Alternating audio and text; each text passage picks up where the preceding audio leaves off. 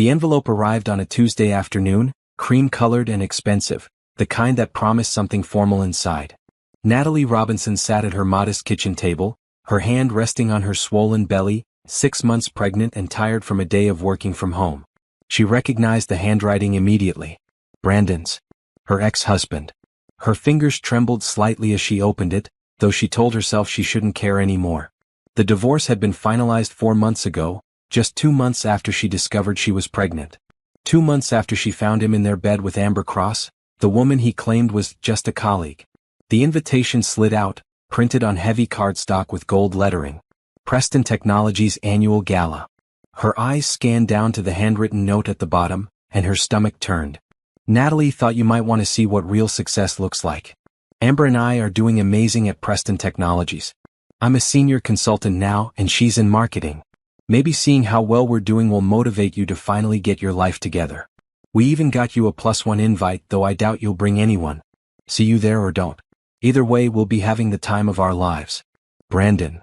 Natalie read it 3 times, each time feeling a different emotion. First came the hurt, sharp and familiar. Then anger, hot and rising.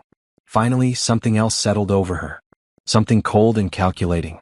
She set the invitation down and reached for her phone, scrolling through her contacts until she found the name she needed. Jerome Patterson. Her lawyer, business partner, and one of the few people who knew the truth about her current situation. Jerome, it's Natalie. Hey, how are you feeling? Is the baby okay? His warm voice came through the speaker, genuinely concerned. We're both fine. I need you to tell me the acquisition went through. Please tell me we closed the deal on Preston Technologies. There was a pause, then a chuckle. It went through yesterday. All the paperwork is signed. You officially own Preston Technologies as of midnight last night. What? What's going on? Natalie picked up the invitation again, a slow smile spreading across her face. Because my ex-husband and his mistress just invited me to the company gala. They think I'm some pathetic woman they can mock. They have no idea who really owns the company they work for. Oh, this is going to be good, Jerome said. When's the gala? Saturday night. 3 days from now. So what's the plan? Natalie stood up, walking to the window of her small apartment. It wasn't much to look at, this place. She'd rented it after the divorce because Brandon had kept their house. He kept almost everything, actually. Her lawyer at the time had been useless, and Brandon's family had money for the best attorneys. She'd walked away with barely anything, pregnant and alone. But what Brandon didn't know, what nobody knew except Jerome and her accountant, was that Natalie had spent the last 6 months building something extraordinary. The plan is simple, Natalie said softly. I'm going to that gala. I'm going to let them have their moment of thinking they've won.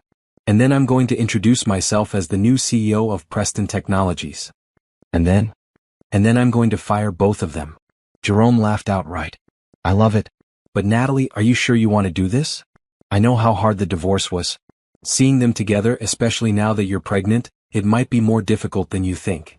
Natalie placed her hand on her belly, feeling the gentle flutter of movement inside. Her daughter. She was having a girl, though she hadn't told anyone yet. This baby was her secret, her joy, her reason for everything she'd done over the past 6 months. I'm sure, she said firmly. Brandon took everything from me. He cheated, he lied, and he convinced everyone that I was the problem in our marriage. He took credit for business ideas I developed. He left me with nothing while he moved on with Amber like I never existed. But you know what? He did me a favor. How do you figure? Because losing everything forced me to remember who I was before I met him. Before I spent years supporting his dreams while putting mine aside.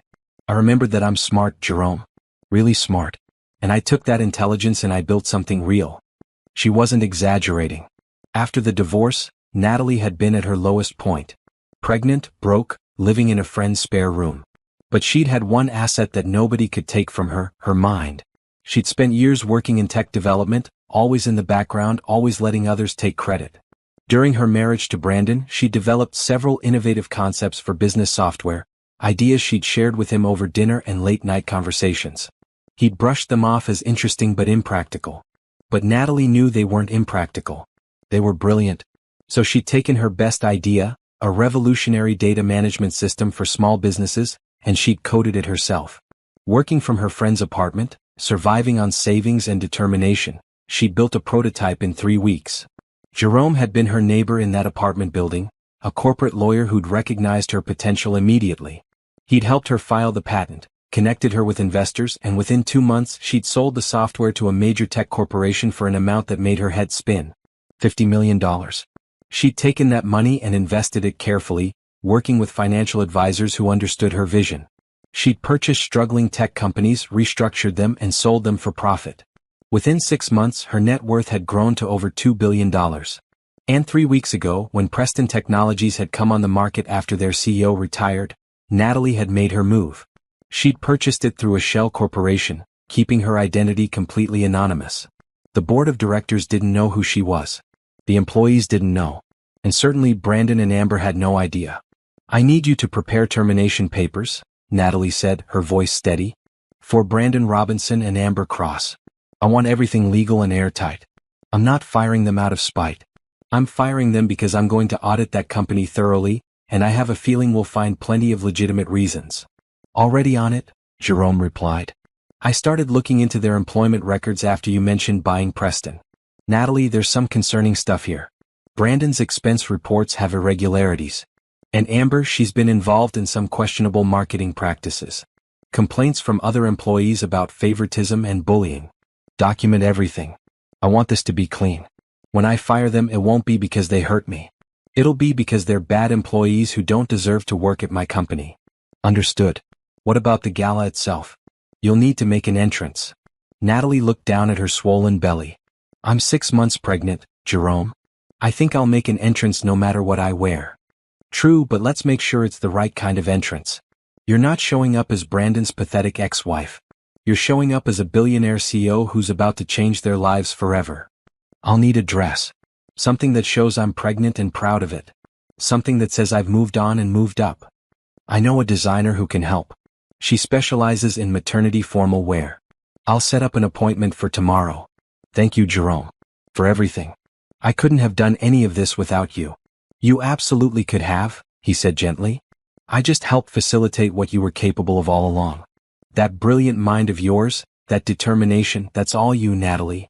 After hanging up, Natalie sat back down at the kitchen table and read the invitation one more time. This time she didn't feel hurt or angry. She felt powerful. Brandon thought he'd destroyed her. He thought leaving her pregnant and alone would break her completely. Instead, he'd freed her to become someone she'd never been able to be while married to him. Someone strong. Someone successful. Someone who didn't need anyone else to define her worth. She thought about the night she'd discovered the affair. She'd come home early from a work trip, exhausted and looking forward to surprising Brandon with dinner. Instead, she'd walked into their bedroom and found him with Amber. The woman had smirked at her, actually smirked, before gathering her clothes and leaving. Brandon had barely apologized. He'd said he'd fallen out of love with Natalie years ago. That she was boring, focused only on work, never spontaneous or fun. He said Amber understood him in ways Natalie never could. 2 weeks later, Natalie discovered she was pregnant. She told Brandon, hoping maybe it would change things. Instead, he'd asked if she was sure it was his. That question had cut deeper than anything else. The divorce had been swift and brutal. Brandon's lawyers had painted her as an unstable woman who'd trapped their client with a pregnancy. They'd argued that she was entitled to nothing because she'd been the one with emotional problems that drove Brandon away. And Natalie's lawyer, inexperienced and overwhelmed, had failed to fight back effectively. She'd signed the papers and walked away with almost nothing. Brandon had kept the house they'd bought together, the car, most of their savings. She'd been too tired to fight, too heartbroken to care. But that had been 6 months ago. 6 months was a long time. Long enough to grieve. Long enough to get angry. And long enough to do something about it. Natalie stood and walked to her small home office, a converted bedroom with a desk and a computer. On the wall, she'd hung a single photograph. It was from her college graduation 12 years ago. She stood between her parents, all of them beaming. Her father had died 2 years after that photo was taken. Her mother had followed 3 years later. Natalie had no siblings, no extended family. She'd been truly alone when the divorce happened. No one to call, no one to lean on. Brandon had been her world, and losing him had felt like losing everything. But looking at that photo now, she saw something different. She saw a young woman full of potential, someone who'd graduated top of her class with a degree in computer science and business. Someone who'd had dreams of starting her own company someday. She'd set those dreams aside when she met Brandon. He'd been charming and ambitious, and she'd fallen hard. She'd supported him through business school, working 2 jobs to pay their bills while he focused on his studies. She believed in his vision of them building a life together. But his vision had only included him at the top and her supporting from below. Every idea she'd shared, every contribution she'd made, he'd either dismissed or claimed as his own. And she'd let him because she'd loved him and believed that his success was their success. She knew better now. His success had only been his. Her success, the empire she was building, that was all hers. The baby kicked, a firm little jab against her ribs. Natalie smiled and rubbed the spot gently. "It's going to be different for you," she whispered. "You're going to grow up watching your mother run a company. You're going to see what real strength looks like. And you're never going to settle for someone who makes you small." Saturday couldn't come fast enough. The boutique specialized in elegant maternity wear, the kind of place Natalie would never have felt comfortable entering during her marriage. Brandon had always controlled their finances, giving her an allowance for personal expenses while maintaining full access to their accounts. She'd learned to make do with sales and secondhand stores.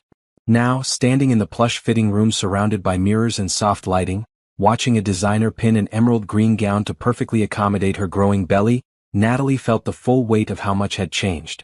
"The color is perfect with your skin tone," the designer, a woman named Patricia, said as she adjusted the draping. "And the empire waist will give you room to breathe while still looking elegant. You'll be the most beautiful woman at that gala." Natalie studied her reflection. The dress was stunning, made of silk that caught the light beautifully. The deep V-neck was elegant without being revealing, and the way the fabric draped over her pregnant belly made her look regal rather than awkward. "It's perfect," she said softly. "You seem nervous," Patricia observed, standing back to admire her work. "Special event? You could say that. I'm going to be seeing my ex-husband and his mistress for the first time since the divorce." Patricia's expression tightened with sympathy. "Oh honey, I'm sorry. That must be difficult, especially now." She gestured to Natalie's belly. "It was his baby I was pregnant with when he left me for her," Natalie said, surprising herself with how easily the words came out. She hadn't talked about it much with anyone except Jerome. "What a fool," Patricia said firmly. "But you look amazing, and that's the best revenge." Natalie smiled slightly. "Actually, I have something better than that planned." She thought back to the years with Brandon, how blind she'd been to who he really was. They'd met at a tech industry mixer 10 years ago. She'd been 25, fresh from graduate school and working as a junior developer at a software company. He'd been 28, charming and confident, 3 months into his MBA program. He'd approached her at the bar, complimented her insights during a panel discussion, and asked for her number. Their first date had lasted 6 hours, conversation flowing easily. He'd seemed genuinely interested in her work, her ideas, her dreams. They'd married after dating for 2 years. It had been a small wedding since Natalie's parents had already passed away and Brandon was estranged from most of his family. Just a courthouse ceremony and dinner with a few friends. The first year had been good. They'd lived in a small apartment, both working hard to build their careers. Natalie had been promoted twice, her innovative coding solutions earning recognition from her supervisors. Brandon had been finishing his MBA, studying constantly. The second year was when things started to shift. Brandon graduated and got a job at a consulting firm. Suddenly, he needed nicer clothes, had to attend networking events, required her to be more social and polished when meeting his colleagues. Natalie had tried. She'd bought new outfits she couldn't afford, attended boring dinner parties, smiled through conversations with people who looked down on her because she was a coder rather than a consultant or executive. And slowly, imperceptibly, she'd started making herself smaller. When Brandon suggested she take a less demanding job so she could manage their home better, she'd agreed. When he said her ideas for starting her own software company were impractical and risky, she'd shelved them. When he critiqued her appearance, her cooking, her social skills, she'd worked harder to meet his standards. By year 5, Natalie barely recognized herself. She'd become someone whose entire identity revolved around supporting Brandon's career and managing his life. Her own ambitions had faded into background noise. She'd suggested they have children multiple times over the years. Brandon had always said no, claiming they needed to wait until his career was more established, until they had more money, until the timing was better. She'd accepted his reasoning even though part of her ached for a baby. Then came year 8. Brandon got hired at Preston Technologies as a consultant. He'd been excited about the opportunity, the prestige of working for such a well-known company. Natalie had been happy for him. That's when he met Amber Cross. She worked in the marketing department, young and ambitious, and everything Natalie had stopped being. Brandon started working late, attending after-work events, traveling for conferences. Natalie had suspected something was wrong but pushed the thoughts away. She trusted him. More than that, she'd been so worn down by years of making herself smaller that she didn't have the energy to confront what she feared might be true. The night she discovered them together had been 3 weeks before their 10th anniversary. She'd returned early from a work trip, a rare bit of travel her company had sent her on for a training program. She'd been excited to surprise Brandon, maybe reconnect with him after months of feeling disconnected. Walking into their bedroom and seeing them together had shattered something inside her. But what hurt more than the betrayal itself was Amber's reaction. The smirk. The casual way she gathered her clothes and walked past Natalie like she was nothing. Like she didn't matter. Brandon had sat up in bed, not even having the decency to look ashamed. "I was going to tell you eventually," he'd said. "This isn't working anymore, Natalie. You and me. It hasn't worked for a long time. So you cheated?" Her voice had been small, broken. "I found someone who actually understands me. Someone exciting. You've become so boring, Natalie. All you do is work and come home and work some more. When's the last time we did anything fun? When's the last time you laughed or tried something new?" The accusations had stung because part of her believed them. She had become boring. She'd given up so much of herself that there wasn't much left to be interesting. "I want a divorce," Brandon had said. "I'll have my lawyer contact you." Natalie had moved into a hotel that night, then to a friend's spare room a few days later. 2 weeks after that, she'd missed her period and taken a pregnancy test. Positive. She told Brandon over the phone because she couldn't bear to see him in person. There had been a long silence, then, "Are you sure it's mine?" Those words had broken something that couldn't be repaired. Whatever love she'd still held for him, whatever hope she'd harbored that they might work things out, died in that moment. "Yes, I'm sure," she'd said coldly. "But don't worry. I don't want anything from you. This baby is mine." The divorce proceedings had been a nightmare. Brandon's lawyer had been aggressive and cruel, questioning everything about Natalie from her mental stability to her fitness as a mother. Her own lawyer had been inexperienced and overwhelmed. In the end, she'd signed away almost everything just to make it stop. The house, the savings, most of their shared assets. She'd been too exhausted to fight, too heartbroken to care about material things when her whole life was falling apart.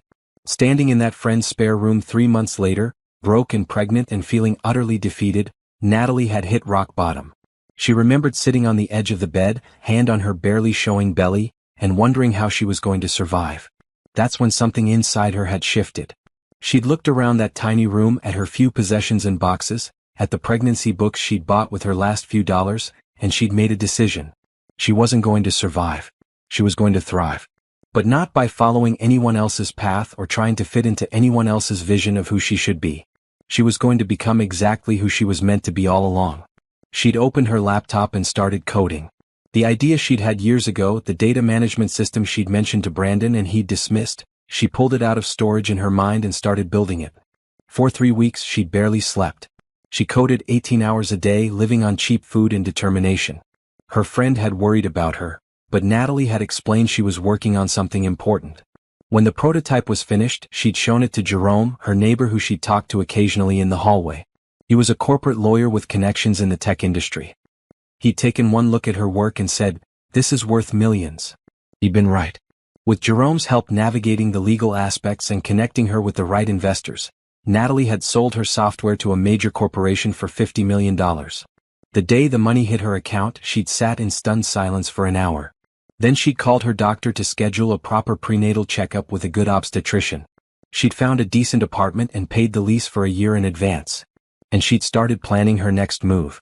Jerome had introduced her to financial advisors who understood tech investments. They'd helped her identify struggling companies with good bones, companies that just needed better management and vision. She'd bought 3 small tech firms over the next 4 months, restructured them, and sold them for substantial profits. Her net worth had grown exponentially. By month 5 she was worth over $1 billion. By month 6 that number had doubled. And then Preston Technologies had come on the market. The retiring CEO wanted to sell to someone who would maintain the company culture and protect the employees. The board was looking for the right buyer. Natalie had seen the opportunity immediately. She'd had Jerome structure the purchase through a shell corporation to keep her identity hidden. She'd offered a fair price and emphasized her commitment to the employees. The board had accepted her offer. She'd spent the last 3 weeks reviewing every aspect of the company. Personnel files, financial records, operational procedures. And she'd discovered some interesting things about Brandon Robinson and Amber Cross. Brandon had been falsifying expense reports, claiming business dinners and travel that never happened. Small amounts, hard to notice individually, but adding up to over $30,000 over the past year. He'd also been taking credit for work done by junior consultants, presenting their ideas as his own in meetings with clients. Amber had been even worse. She'd been bullying younger employees, stealing their work, and creating a toxic environment in the marketing department. Multiple complaints had been filed with HR, but the previous management had ignored them because Amber brought in clients through her connections. Neither of them were assets to the company. They were liabilities. And Natalie was going to remove them, not because they'd hurt her personally, but because they didn't deserve to work at her company. All finished, Patricia said, stepping back from the gown. Go ahead and move around, make sure you're comfortable. Natalie walked around the fitting room, twisted gently side to side, raised her arms. The dress moved with her beautifully, comfortable despite its elegance. It's perfect, she said again. You're going to wow them, Patricia said with a smile. Whatever you have planned for that ex-husband, he's going to regret everything. Natalie looked at herself in the mirror, really looked. She saw a strong woman, a pregnant woman, a successful woman. She saw someone who'd survived the worst and come out better for it. He already should regret it, Natalie said quietly. But he's about to regret it a whole lot more. Jerome's office overlooked the city from the 42nd floor of a gleaming high-rise. Natalie sat across from his desk, reviewing the final documents for Preston Technologies while her lawyer pored over the personnel files spread between them. This is worse than I thought, Jerome said, shaking his head. Brandon's expense fraud goes back almost 2 years, not just one. And look at this, he slid a document across the desk. He's been coaching Amber on how to hide her own questionable expenses. They've been working together to steal from the company. Natalie read through the evidence carefully. Brandon had submitted false receipts for dinners that never happened, hotel stays that were actually personal trips, conference registrations for events he never attended. Amber had done similar things, plus she'd been using company resources for personal projects, hiring vendors for her side business and charging it to Preston Technologies. How did this go unnoticed for so long? Natalie asked. The previous CEO was hands-off, trusted his department heads too much. And Brandon and Amber were smart about it. They kept the amounts small enough to avoid triggering automatic audits. But when you add it all up, Jerome pulled out a calculator and ran the numbers. We're looking at over $60,000 in fraudulent expenses between the two of them. More than enough to justify termination for cause, Natalie said. Absolutely. No severance, no negotiation. They'll be lucky if the company doesn't press charges. I don't want to press charges, Natalie said firmly. I just want them gone. Pressing charges would drag this out, keep them in my life longer. I want them fired and forgotten. Jerome nodded. I understand. The termination letters are ready. I'll have security standing by at the gala. Once you make the announcement that you're the new CEO, I'll hand them their letters personally. Natalie appreciated Jerome's steady presence through all of this. He'd become more than just her lawyer over the past months. He was a genuine friend, someone who believed in her and supported her vision. Tell me about the other employees, she said. I want to know who's been suffering under Brandon and Amber's management. Jerome pulled out another folder. Marketing department has 6 complaints on file about Amber. All from younger employees, mostly women. They describe a pattern of bullying, idea theft, and creating a hostile work environment. 3 of those employees have already left the company. The ones who stayed did so because they need the jobs and couldn't afford to leave. I want to meet with them personally after the gala, Natalie said. I want them to know that behavior won't be tolerated anymore. Good. And in Brandon's department, there's a junior consultant named Timothy Chen who's been doing exceptional work. According to his file, he's developed some innovative client strategies, but Brandon has been presenting them as his own ideas. Timothy hasn't complained because he's afraid of retaliation. Natalie made a note on her tablet. I want to meet with Timothy too. If his work is as good as you say, he deserves recognition and probably a promotion. See, this is why I knew you'd be a great CEO, Jerome said with a smile. You actually care about the people, not just the profits. The people are what make a company successful, Natalie replied. I learned that by watching bad managers like Brandon. He always treated people as disposable, as tools to advance his own career. I saw how it affected his teams, How much talent he wasted because he couldn't see past his own ego. She thought about the years she'd watched Brandon interact with colleagues. He'd been charming to superiors, dismissive to peers, and cruel to anyone he considered beneath him. She'd made excuses for his behavior, told herself he was just ambitious and competitive. Now she recognized it for what it was. Brandon was simply a man who'd never developed real skills of his own, so he'd learned to take credit for other people's work and manipulate his way up the ladder. What about the board? Natalie asked. Do they know who I am yet? Not yet. The acquisition was handled through the Shell Corporation. They know they have a new owner, but they don't know it's you. That reveal will happen at the gala when you take the stage. How do you think they'll react? Honestly, I think they'll be relieved. The previous CEO left because he was frustrated with the direction the company was heading. Too much internal politics, not enough focus on innovation. You're going to bring fresh energy and vision. Once they see what you have planned, they'll support you. Natalie had spent the last week developing a comprehensive plan for Preston Technologies. She wanted to expand their software development division, invest in emerging technologies, and create a company culture that valued creativity and collaboration over internal competition. I've been thinking about the gala speech, she said. I don't want it to be about Brandon and Amber. I want it to be about the company's future, about building something better. Smart, Jerome agreed. Taking the high road will earn you respect. Let the evidence speak for itself when you fire them. You don't need to air their dirty laundry publicly. Exactly. I want people to remember this night as the beginning of something positive, not just as revenge against my ex-husband. Though she couldn't deny that part of her was looking forward to seeing Brandon's face when he realized who she'd become. The last time they'd spoken had been during the final divorce proceedings, when he'd looked at her with such dismissiveness, like she was a problem he was glad to be rid of. She wondered what he'd been telling people about her. Probably that she was a mess, struggling to make ends meet, bitter about the divorce. He'd always been good at crafting narratives that made him look better. The truth was so much sweeter than any lie he could tell. I got you something, Jerome said, reaching into his desk drawer. He pulled out a small velvet box and slid it across the desk. Natalie opened it to find a delicate silver bracelet with a single charm. A phoenix rising from flames. Jerome, this is beautiful. I saw it and thought of you, he said simply. You rose from the ashes of your old life and became something stronger. Seemed fitting. Natalie fastened the bracelet around her wrist, blinking back unexpected tears. Thank you. For everything. I don't know what I would have done without you these past months. You would have figured it out. You're one of the smartest, strongest people I know. I just helped point you in the right direction. Still, most lawyers wouldn't have believed in a broke, pregnant divorcee living in a friend's spare room. Most lawyers wouldn't have recognized brilliance when they saw it, Jerome countered. That prototype you built, it was clear you had real talent. I just helped you monetize it. They spent the next hour going over final details for the gala. Natalie would arrive alone, make a quiet entrance, and let Brandon and Amber have their moment of thinking they'd won. Then, when the board chairman called her to the stage to introduce the new CEO, she'd reveal herself.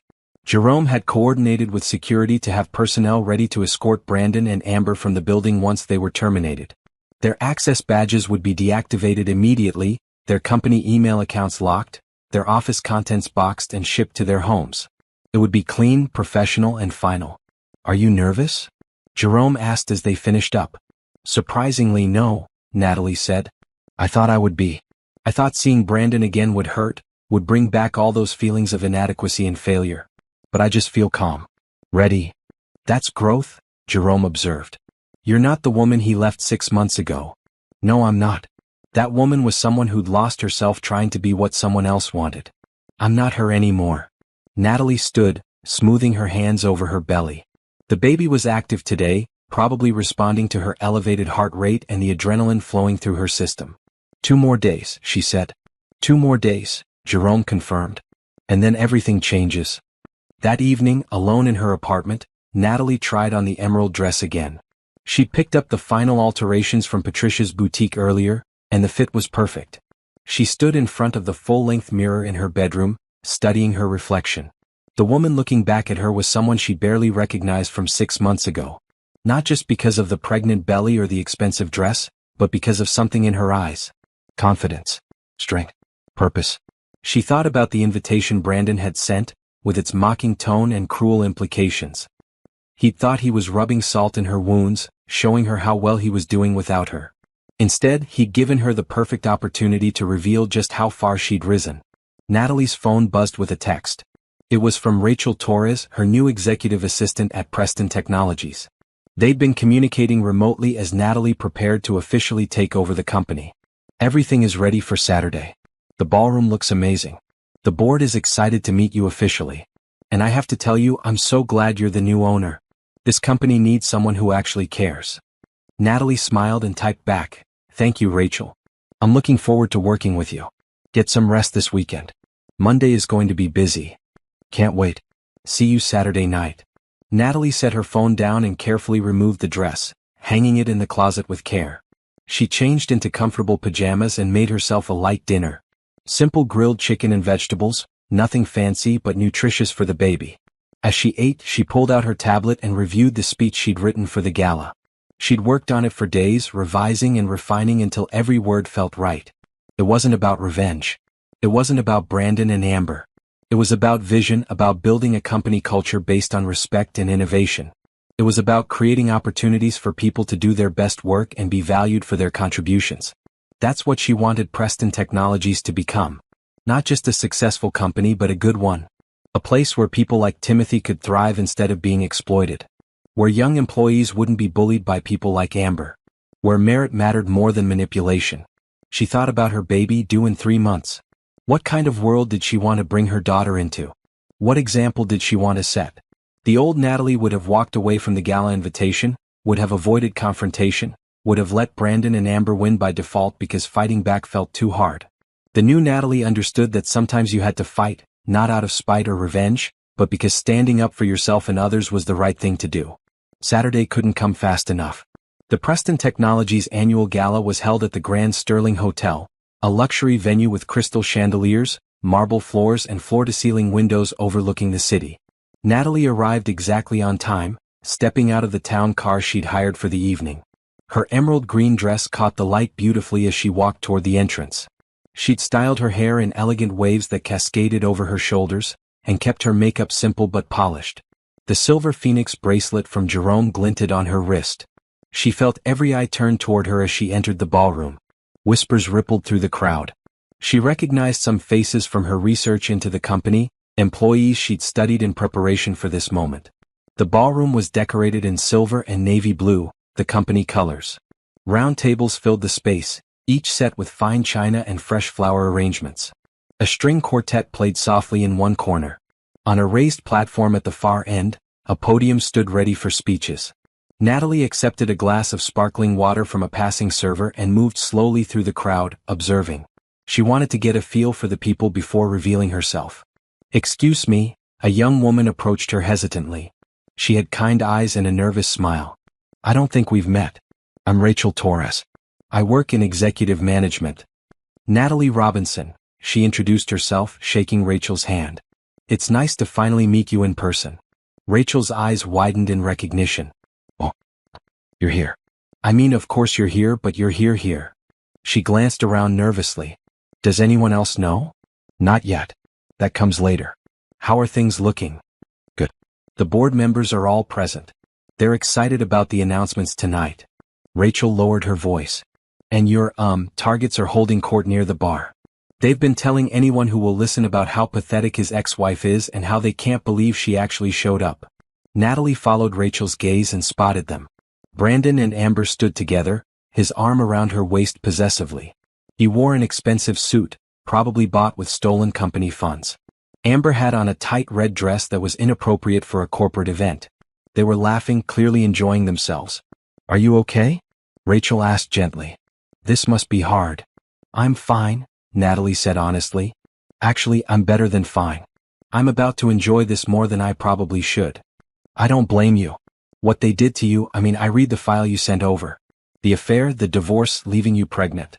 That's cruel." "It was. But you know what? They did me a favor. Losing everything forced me to find out who I really was. And who I am is so much more than who I was trying to be for him." "I admire that," Rachel said. "Most people would have stayed bitter. You turned it into something positive." "Well, I'm still going to enjoy firing them." Rachel laughed softly. "I'll enjoy watching that."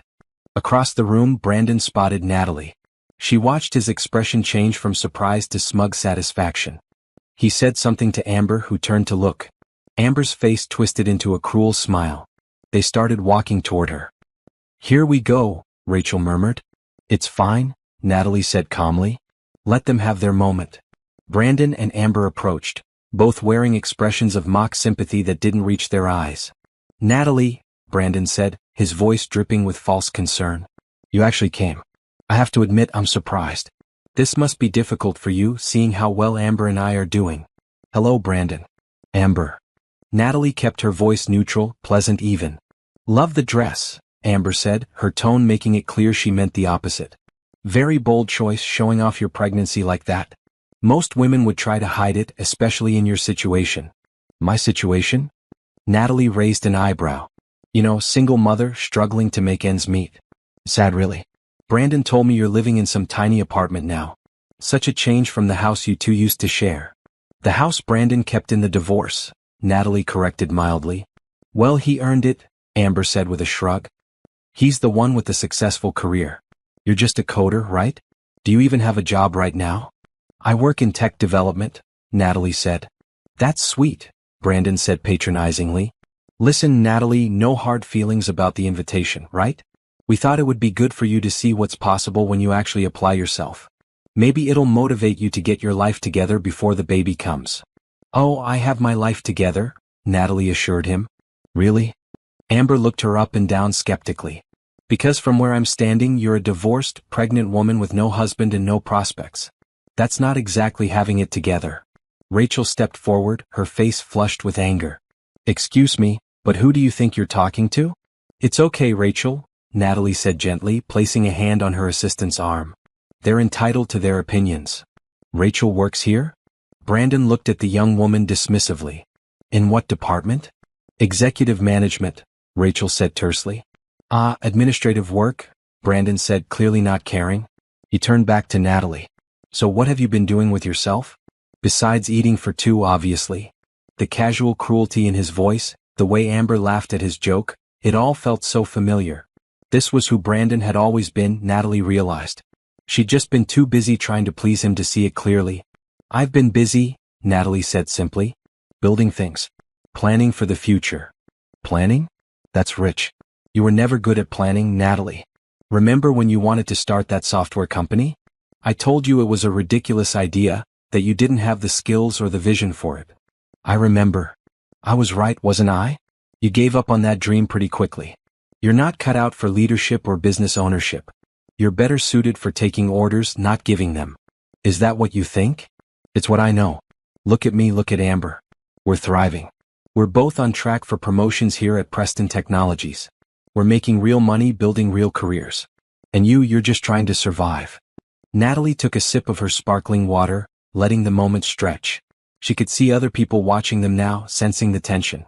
She recognized some board members observing the exchange with interest. "You know what's funny?" Natalie said conversationally. "You always did underestimate me, Brandon. Even when we were married. Every idea I had, every suggestion I made, you dismissed it. You made me believe I was less capable than I actually was." "Because you were," Brandon said bluntly. "Or whatever. The point is, I was the one with the business sense. You were just the tech geek who could code. That's not the same as being able to run things." Interesting perspective. It's the truth. And the sooner you accept that, the better off you'll be. Stop trying to pretend you're something you're not and focus on being a good mother to that baby. That's probably the best you can hope for at this point. Amber nodded in agreement. "He's just being honest, Natalie. Someone needs to be. You've always been mediocre at best. Brandon outgrew you. It's time you accepted that and moved on." "Oh, I've moved on," Natalie assured them. "Further than you can possibly imagine." "Sure you have," Brandon said with a laugh.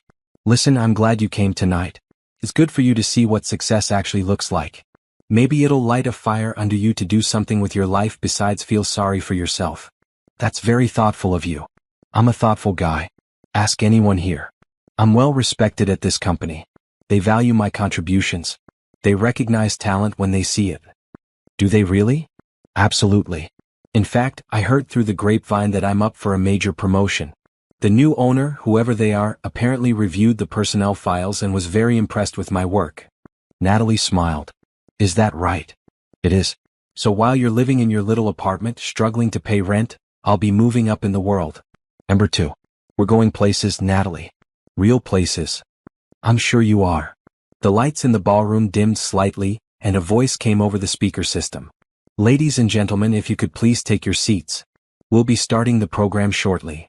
Guess that's our cue, Brandon said. Enjoy the show, Natalie. Try not to feel too bad about yourself when you see how well the successful people are doing.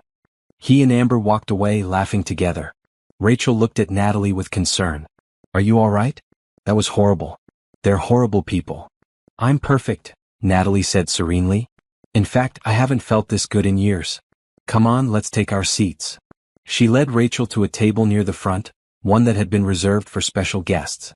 As people settled into their chairs, Natalie saw Brandon and Amber at a table in the middle of the room, still smiling and whispering to each other. The board chairman, an older gentleman named Robert Harrison, took the stage.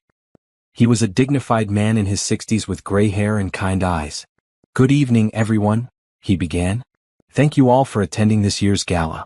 It's been quite a year for Preston Technologies, full of changes and new opportunities. He went on to discuss the company's achievements over the past year, thanking various departments for their contributions. Natalie listened politely, but her mind was already on what came next. As many of you know, Robert continued, our beloved CEO retired 6 months ago. The board has spent considerable time searching for the right person to lead this company into the future.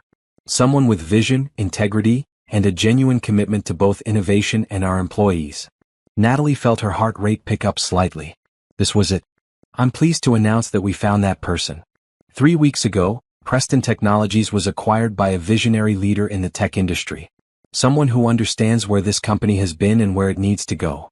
Someone who's already begun implementing changes that will benefit everyone in this room. Murmurs rippled through the crowd. Natalie saw Brandon lean over to whisper something to Amber, both of them looking pleased. This person has an impressive track record of identifying potential and turning struggling companies into industry leaders. They've built a reputation for treating employees with respect and fostering innovation. And they've agreed to take on the role of CEO, effective immediately. Robert paused for dramatic effect, his eyes scanning the room until they landed on Natalie. He smiled warmly. Ladies and gentlemen, please join me in welcoming the new CEO of Preston Technologies, Ms. Natalie Robinson. The room erupted. Some people gasped. Others began applauding uncertainly. But mostly, there was stunned silence as every head turned toward Natalie. She stood slowly, gracefully, one hand resting on her pregnant belly. She walked toward the stage with her head held high, her emerald dress catching the lights beautifully. As she passed Brandon and Amber's table, she saw their faces. Brandon had gone pale, his mouth hanging open in shock. Amber looked like she'd been slapped, her expression a mixture of disbelief and dawning horror. Natalie didn't pause, didn't acknowledge them. She climbed the steps to the stage and shook Robert's hand. Welcome, Ms. Robinson, he said warmly. We're honored to have you leading this company. Thank you, Robert. The honor is mine. She turned to face the room, gripping the podium lightly. Her eyes swept across the faces staring back at her, landing briefly on Brandon and Amber before moving on. Good evening, she began, her voice steady and clear. I know this is a surprise for many of you. 6 months ago, I was at the lowest point of my life. I'd lost my marriage, my home, most of my possessions. I was pregnant and alone. Some people in this room probably thought I was finished. She paused, letting that sink in. But here's what I learned during that dark time. Sometimes losing everything is exactly what you need to find out who you really are. And who I am is someone who refuses to give up. Someone who takes her brilliant ideas and turns them into reality. Someone who builds things that matter. The room was completely silent now, everyone hanging on her words. I built a prototype for software that revolutionized data management. I sold it for $50 million.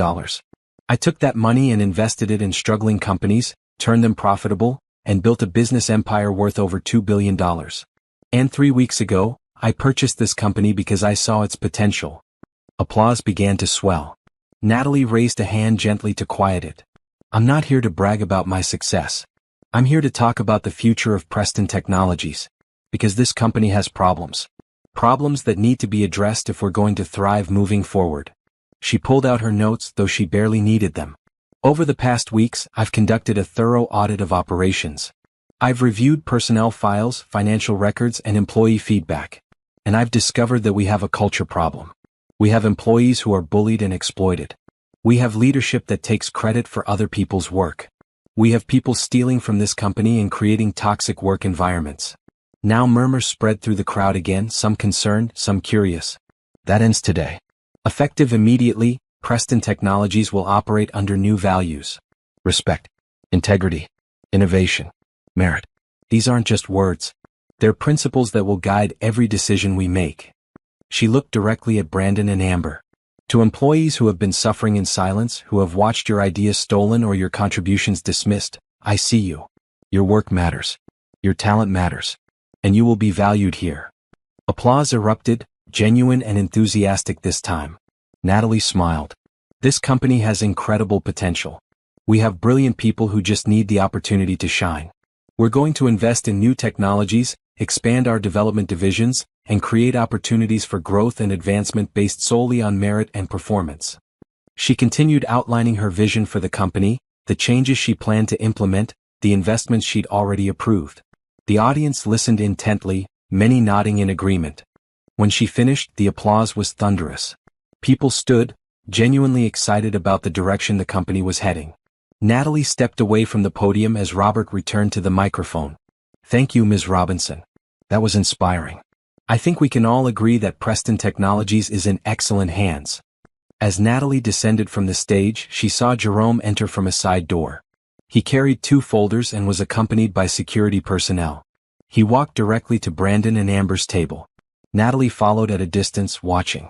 Brandon Robinson, Amber Cross, Jerome said formally. I'm Jerome Patterson, attorney for Preston Technologies. Please accept these termination letters. Your employment with this company is terminated effective immediately for cause. Security will escort you from the premises. Your personal belongings will be shipped to your homes tomorrow. Brandon snatched the letter, his hands shaking. You can't do this. I have rights. I'll sue. Read the letter, Mr. Robinson, Jerome said calmly. It outlines the evidence of expense fraud, false reporting, and theft of intellectual property from junior staff members. You're being terminated for cause, which means no severance. You're fortunate the company has decided not to press criminal charges. Amber had gone pale. This is her doing. That bitter woman is getting revenge. This is the result of a standard audit, Jerome corrected. Ms. Robinson's personal history with you is irrelevant. Your behavior and performance stand on their own, and both are unacceptable. Security moved forward, hands out to escort them away. Brandon stood abruptly, his chair falling backward. Natalie, he shouted across the room. You can't do this. You're nothing. You've always been nothing. This is all just luck. You'll fail. This company will collapse under your leadership. Natalie looked at him calmly. Goodbye, Brandon. As security led them toward the exit, Amber turned back one last time. This isn't over. Yes, Natalie said quietly, it is. They were removed from the ballroom. The doors closed behind them. And just like that, they were gone from Natalie's life. Rachel appeared at her side. That was incredible. The speech, the reveal, everything. You handled that perfectly. Thank you. Felt good. Really good. Robert approached with several board members. Ms. Robinson, that was masterfully done. Your vision for the company is exactly what we need. And your handling of the personnel issues was professional and appropriate. They spent the next hour networking, Natalie meeting employees and board members, discussing plans for the company. People approached her with enthusiasm and ideas. The energy in the room had shifted completely. Around midnight, as the gala wound down, Natalie stood by the windows looking out at the city lights. She felt her baby move, a gentle flutter that made her smile. Quite a night, Jerome said, joining her. Quite a night, she agreed. How do you feel? Natalie considered the question carefully. Free. For the first time in years, I feel completely free. Brandon doesn't have any power over me anymore. Neither does the past. It's all just starting now. What's the first thing you'll do as CEO? Meet with the employees who've been mistreated. Let them know things are changing. Promote people based on their actual contributions. Build something real here, something I can be proud of. And then I'm going to have my baby and show her that her mother is someone who doesn't give up, who turns pain into power, who builds the life she wants instead of settling for what others think she deserves. Jerome smiled. She's going to have an amazing role model. Natalie placed her hand on her belly, feeling the life growing inside her. I hope so. Because she deserves to grow up knowing that she can be anything, do anything, overcome anything. Just like her mother did. She looked out at the city, at the lights spreading in all directions, and felt a sense of peace settle over her. This was her moment. Her triumph.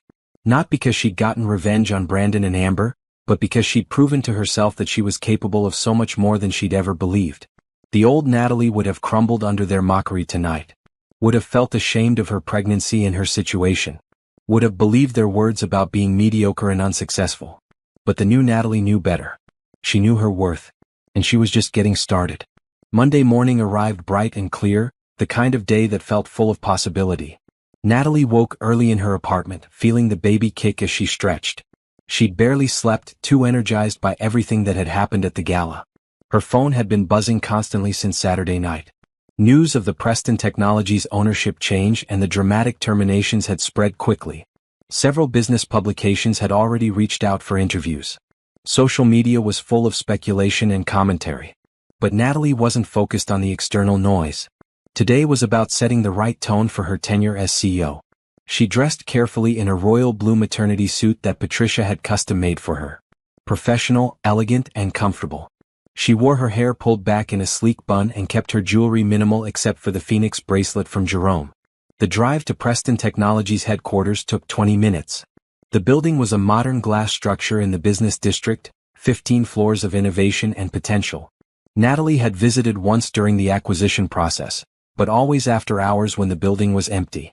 This would be her first time entering as the acknowledged owner and CEO. Rachel met her in the lobby, looking professional in a green dress and carrying a tablet filled with the day's schedule. Good morning, Ms. Robinson. Your office is ready on the 15th floor. I've scheduled meetings with department heads starting at 10. The executive team is assembled in the main conference room whenever you're ready to meet them. Thank you, Rachel. Let's start with the executive team. They took the elevator to the 14th floor where the main conference room was located.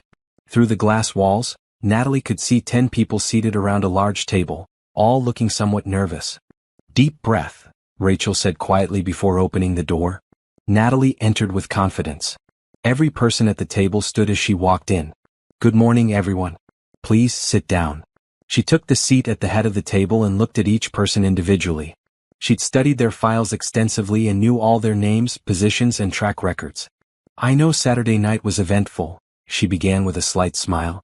I want to start this morning by being clear about my intentions for this company and what I expect from all of you.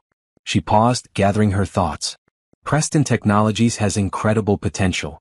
You all know that. We have talented people, strong client relationships, and a solid foundation. But we also have problems. The previous management structure allowed certain behaviors that undermined our culture and held us back from being truly excellent. Heads nodded around the table. That changes now. I'm implementing a new organizational structure based on merit, transparency, and genuine collaboration. Each of you has shown competence in your respective areas, but I need to know that you're committed to the vision I laid out Saturday night. She went around the table, asking each executive about their department, their challenges, and their ideas for improvement. Most responded thoughtfully, clearly relieved to be asked their opinion. The chief operations officer, a woman named Patricia, spoke up. Ms. Robinson, I want to be honest with you. There's been low morale in several departments. The previous management style was very top-down, very focused on internal competition rather than collaboration. People are afraid to share ideas because they've seen those ideas stolen or dismissed. Thank you for being direct, Natalie said. That's exactly the kind of honesty I need. What specific steps do you think would help improve morale? Patricia leaned forward. Recognition for actual contributions. Clear advancement criteria based on performance, not politics. And consequences for people who create toxic environments. All of which will be implemented immediately, Natalie confirmed. I've already asked HR to develop new performance evaluation systems. We're going to create clear pathways for advancement. And anyone who creates a hostile work environment will be addressed swiftly. The tension in the room visibly decreased. People began to sit up straighter, engage more actively. I also want to address the elephant in the room, Natalie said calmly. Yes, Brandon Robinson was my ex-husband. Yes, he and his mistress were working here when I purchased this company. But their terminations had nothing to do with personal revenge. They were terminated because the audit revealed serious violations of company policy and ethical standards. She pulled out a folder and slid copies of the audit summary across the table. Expense fraud, intellectual property theft, creation of hostile work environments. These behaviors would have resulted in termination regardless of who I am or what my personal history with them was. I want to be very clear about that. This company will operate on principles and evidence, not emotion. That's refreshing, the chief financial officer, a man named Thomas, said. The previous CEO often made decisions based on personal relationships rather than performance. That won't happen under my leadership, Natalie assured him. Now let's talk about the future. She spent the next hour outlining her vision. Expanded development divisions. Investment in emerging technologies. New client acquisition strategies. Employee development programs. Flexible work arrangements. Family-friendly policies. The executives responded with enthusiasm, offering suggestions and asking questions. By the time the meeting ended, Natalie felt confident she had their support. One more thing, she said as people began to gather their materials. My door is always open. Not just figuratively. I mean literally. If you need to discuss something, if you have concerns, if you have ideas, come see me. I can't fix problems I don't know about. After the executive meeting, Rachel guided her through a tour of the building. Natalie stopped at various departments, introducing herself to employees, asking about their work, listening to their ideas. In the marketing department, she noticed a young woman watching her with wide eyes. The woman's name tag read Sophie Martinez. Sophie, Natalie said, walking over. I saw your name in the files. You filed a complaint about workplace harassment 6 months ago. Sophie's expression closed off, defensive. Yes. Nothing came of it. I know. That was unacceptable. I want you to know that the person who harassed you no longer works here. And I've instructed HR to reopen all previous harassment complaints and take appropriate action. Sophie's eyes filled with tears. Really? You're really going to do something? I already have. Can you come to my office at 2 this afternoon? I'd like to hear your story properly and discuss how we can make sure this never happens to anyone else here. I'll be there. Thank you, Ms. Robinson. You have no idea what this means. Natalie continued her tour, making similar stops to talk with employees who'd been mistreated. Each conversation reinforced her determination to transform the company culture. At noon, she had lunch in her office, a bright corner space on the 15th floor with views of the city. Rachel brought in a salad and fruit along with a stack of messages. The press is going crazy, Rachel said, setting down the papers. Everyone wants an interview. Forbes, Fortune, Business Insider, Tech Weekly. They all want the story of the pregnant divorcee who became a billionaire CEO. Set up select interviews for next week, Natalie decided. I want to control the narrative. This isn't a revenge story or a rags to riches fairy tale. It's a business story about identifying opportunities and building something meaningful. Got it? Also, you have a visitor in reception. He says it's urgent. Who? Brandon Robinson. Natalie set down her fork slowly. I see. Does he know I'm aware he's here? Security called me before letting him in the building. I wasn't sure if you'd want to see him. Have security escort him out. Tell them if he returns, call the police for trespassing. He has no business here anymore. Will do. Rachel paused. Are you okay? I'm fine. Actually, I'm more than fine. Brandon showing up here proves he still thinks he has some kind of claim on my attention. He doesn't. He's irrelevant. But 10 minutes later, Rachel returned looking flustered. He won't leave. He's causing a scene in the lobby, demanding to see you, saying you owe him a conversation. Natalie sighed and stood. Fine. I'll handle this once and for all. Call security and have them standing by. She took the elevator down to the lobby. Through the glass doors, she could see Brandon pacing, his face red, his suit rumpled. He looked like he hadn't slept.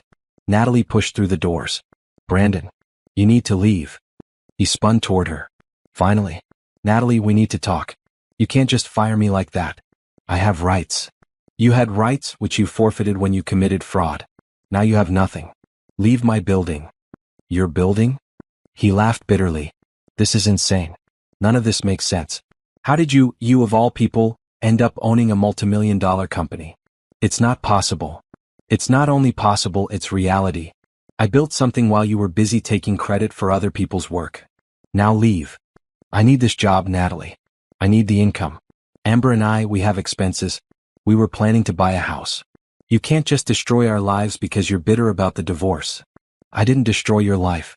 You did that yourself when you chose to steal from this company. And I'm not bitter about the divorce, Brandon. I'm grateful for it. Grateful? He looked at her like she was crazy. I left you with nothing. Exactly. You left me with nothing, which forced me to build everything.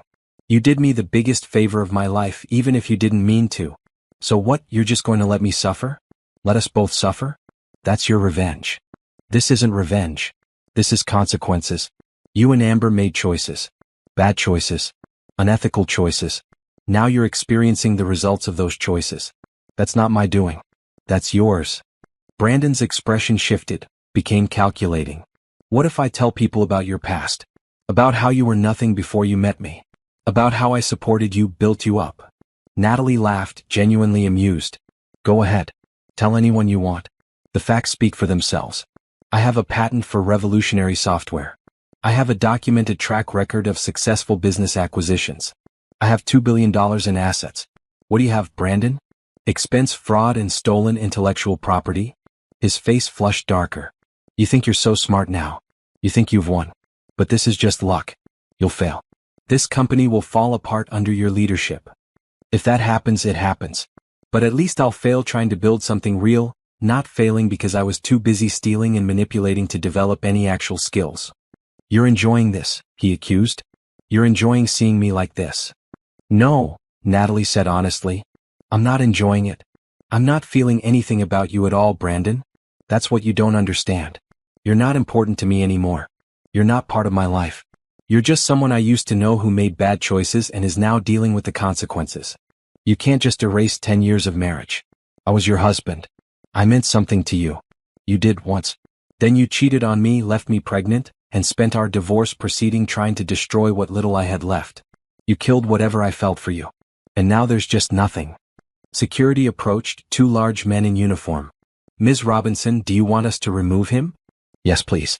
And put him on the banned visitors list. If he returns, call the police. As security took Brandon's arms, he looked at Natalie with something like desperation. Natalie, please. I'm sorry. I know I messed up. But we have history. That has to count for something. It doesn't. Goodbye, Brandon. She turned and walked back into the building, not looking back as security escorted him out. Through the lobby windows, she watched them put him in his car and wait until he drove away. Rachel appeared at her side. You okay? I'm perfect. That needed to happen. Now he knows for sure that chapter of my life is closed. The rest of the day passed in meetings and planning sessions. At 2 o'clock, Sophie came to Natalie's office, nervous but determined. She told her story of how Amber had systematically bullied her, stolen her ideas, and created an environment so hostile that Sophie had considered quitting multiple times. But I need this job, Sophie said, wiping her eyes. I'm supporting my younger sister through college. I couldn't afford to leave, so I just tried to endure. You shouldn't have had to endure, Natalie said firmly. And you won't anymore. I'm promoting you to Senior Marketing Associate with an immediate 20% salary increase. You'll report directly to the new marketing director we're hiring.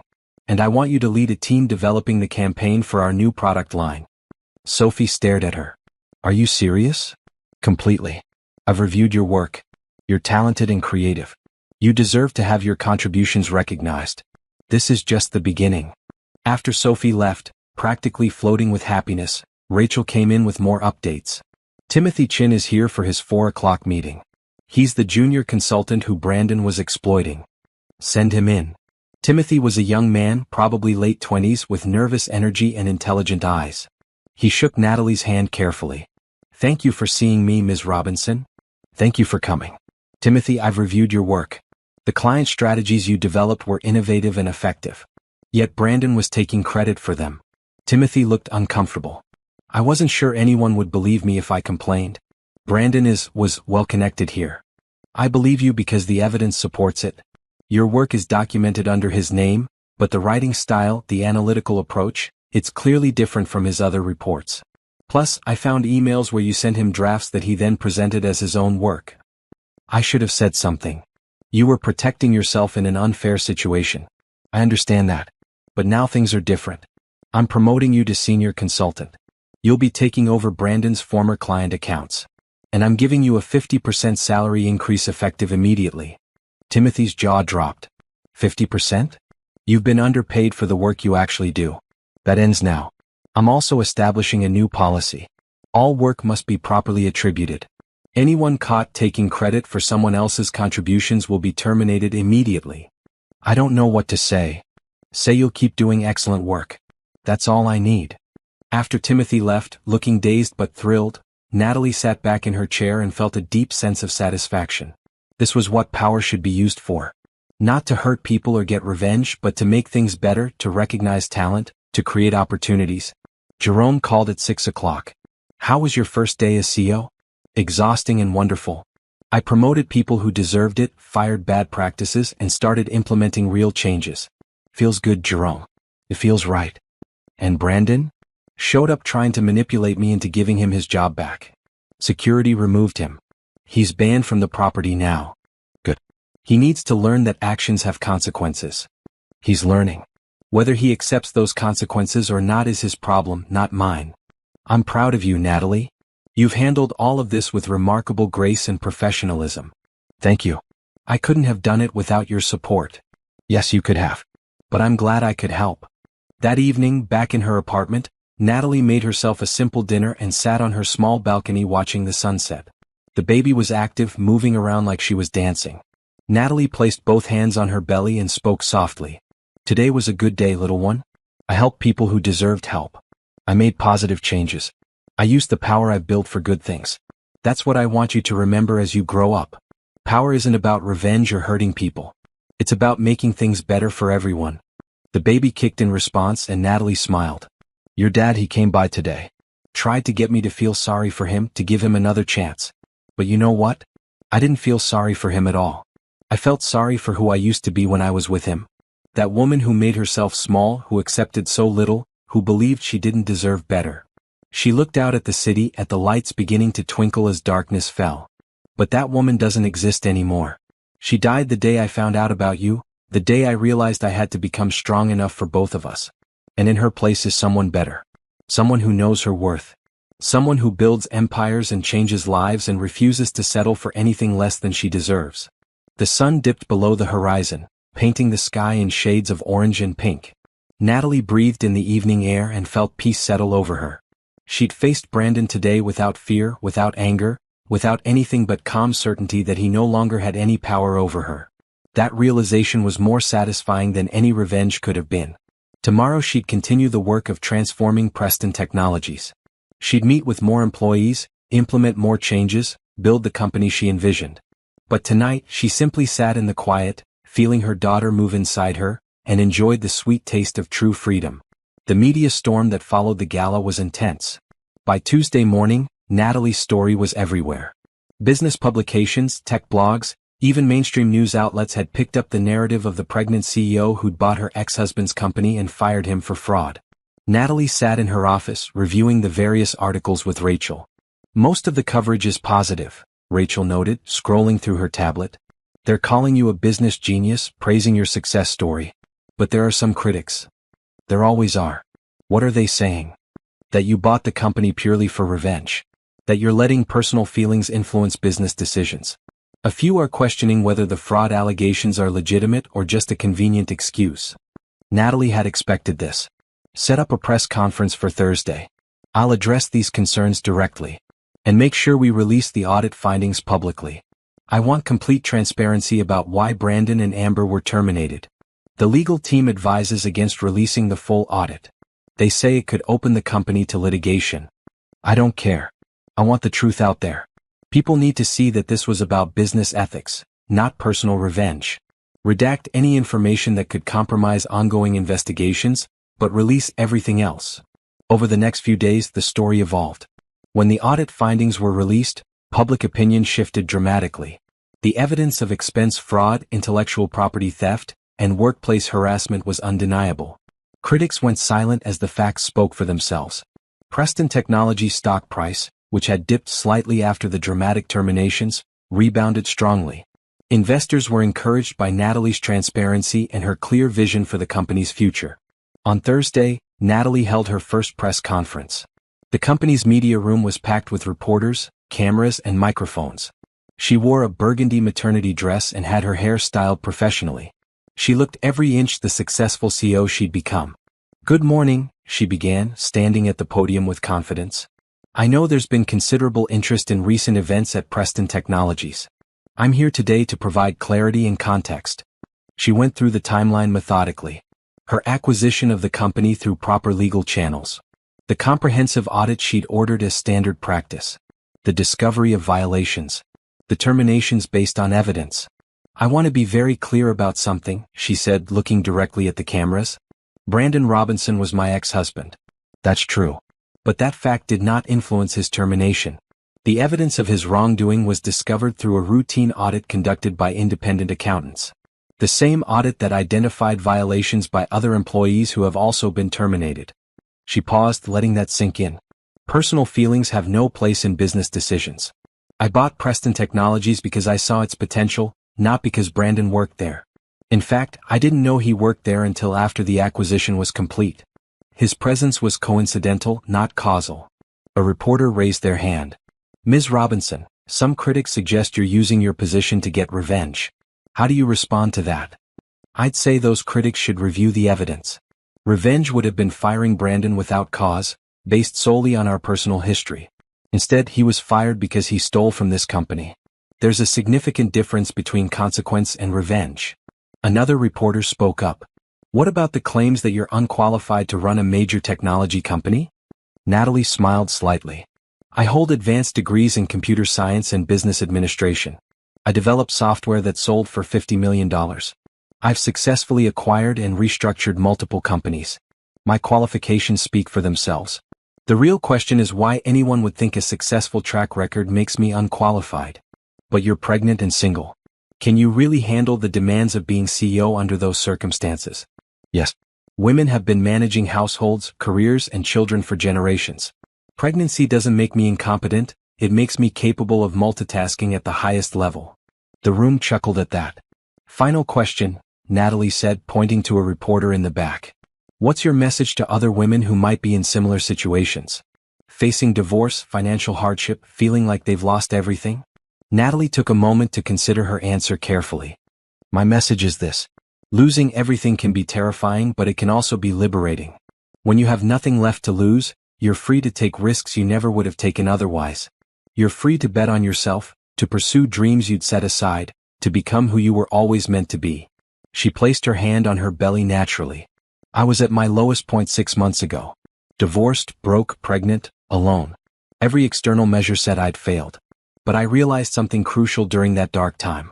Other people's opinions of me didn't define my worth or my potential. Only I could do that." The room was quiet, reporters listening intently.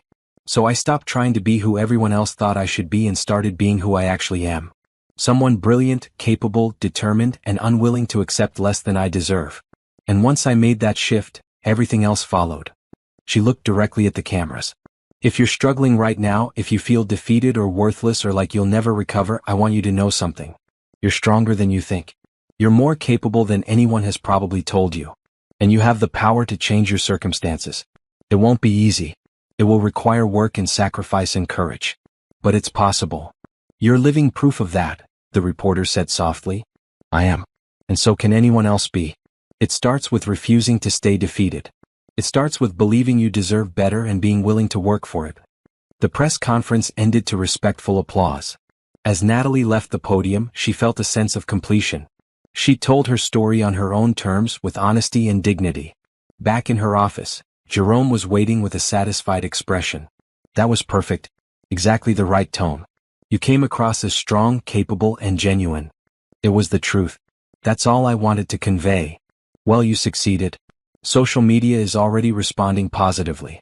You're trending on multiple platforms.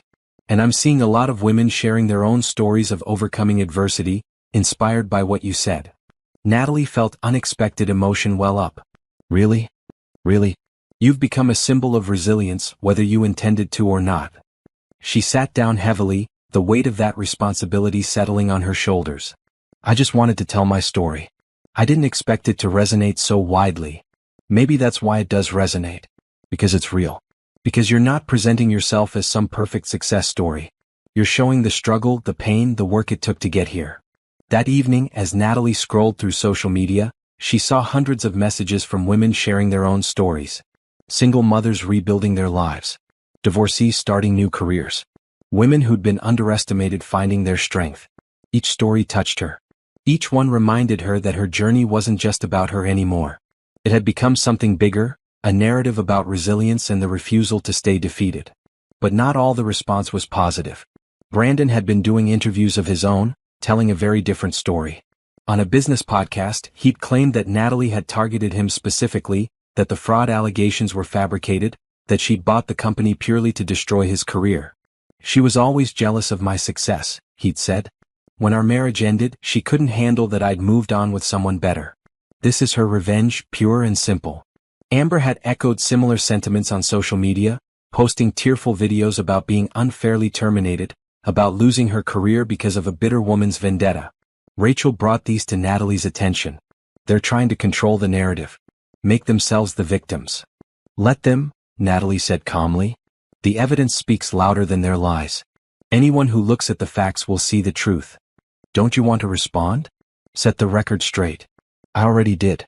At the press conference. I'm not going to engage in a back and forth with them. That's exactly what they want, to drag me down to their level, to make this about personal drama instead of business ethics. Jerome agreed when she called him that evening. You're handling this correctly. Brandon and Amber are desperate. They're losing in the court of public opinion and they know it. Responding to every accusation they make will only give them more attention. It's hard though, Natalie admitted. Hearing them lie about me, twist the narrative, play victim. Part of me wants to fight back. But the smarter part of you knows that silence and success are the best response. Keep doing what you're doing. Transform Preston Technologies into something great. That's the ultimate answer to their accusations. He was right.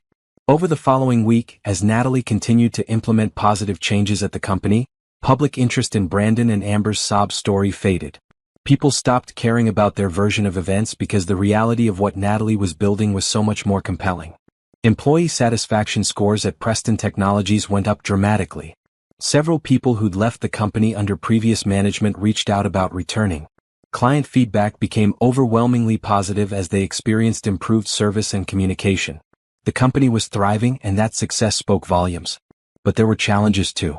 Restructuring the organization meant difficult decisions. Some longtime employees who'd been underperforming needed to be let go.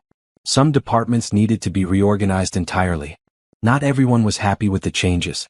A senior vice president who'd been with the company for 15 years came to Natalie's office to complain about the new performance evaluation system. This is too much change too fast, he said bluntly. You're disrupting systems that have worked for years.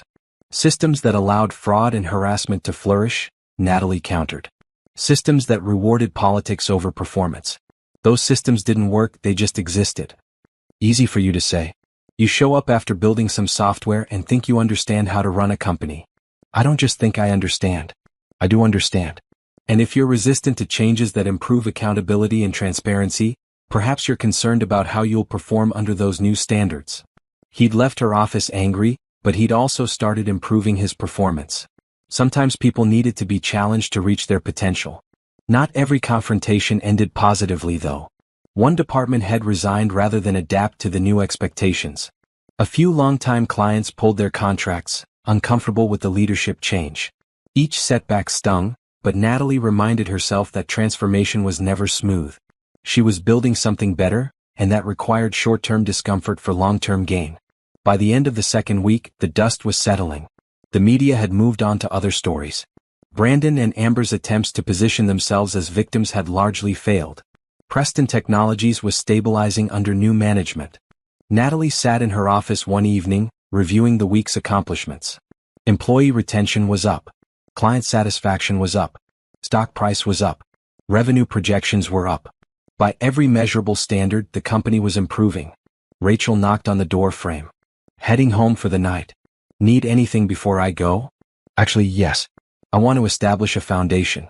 Something focused on helping women rebuild their lives after divorce or other major setbacks. Scholarships, business grants, mentorship programs. That's a beautiful idea. Can you research what would be involved? I want to use some of my personal wealth for this. Not company money, but my own funds.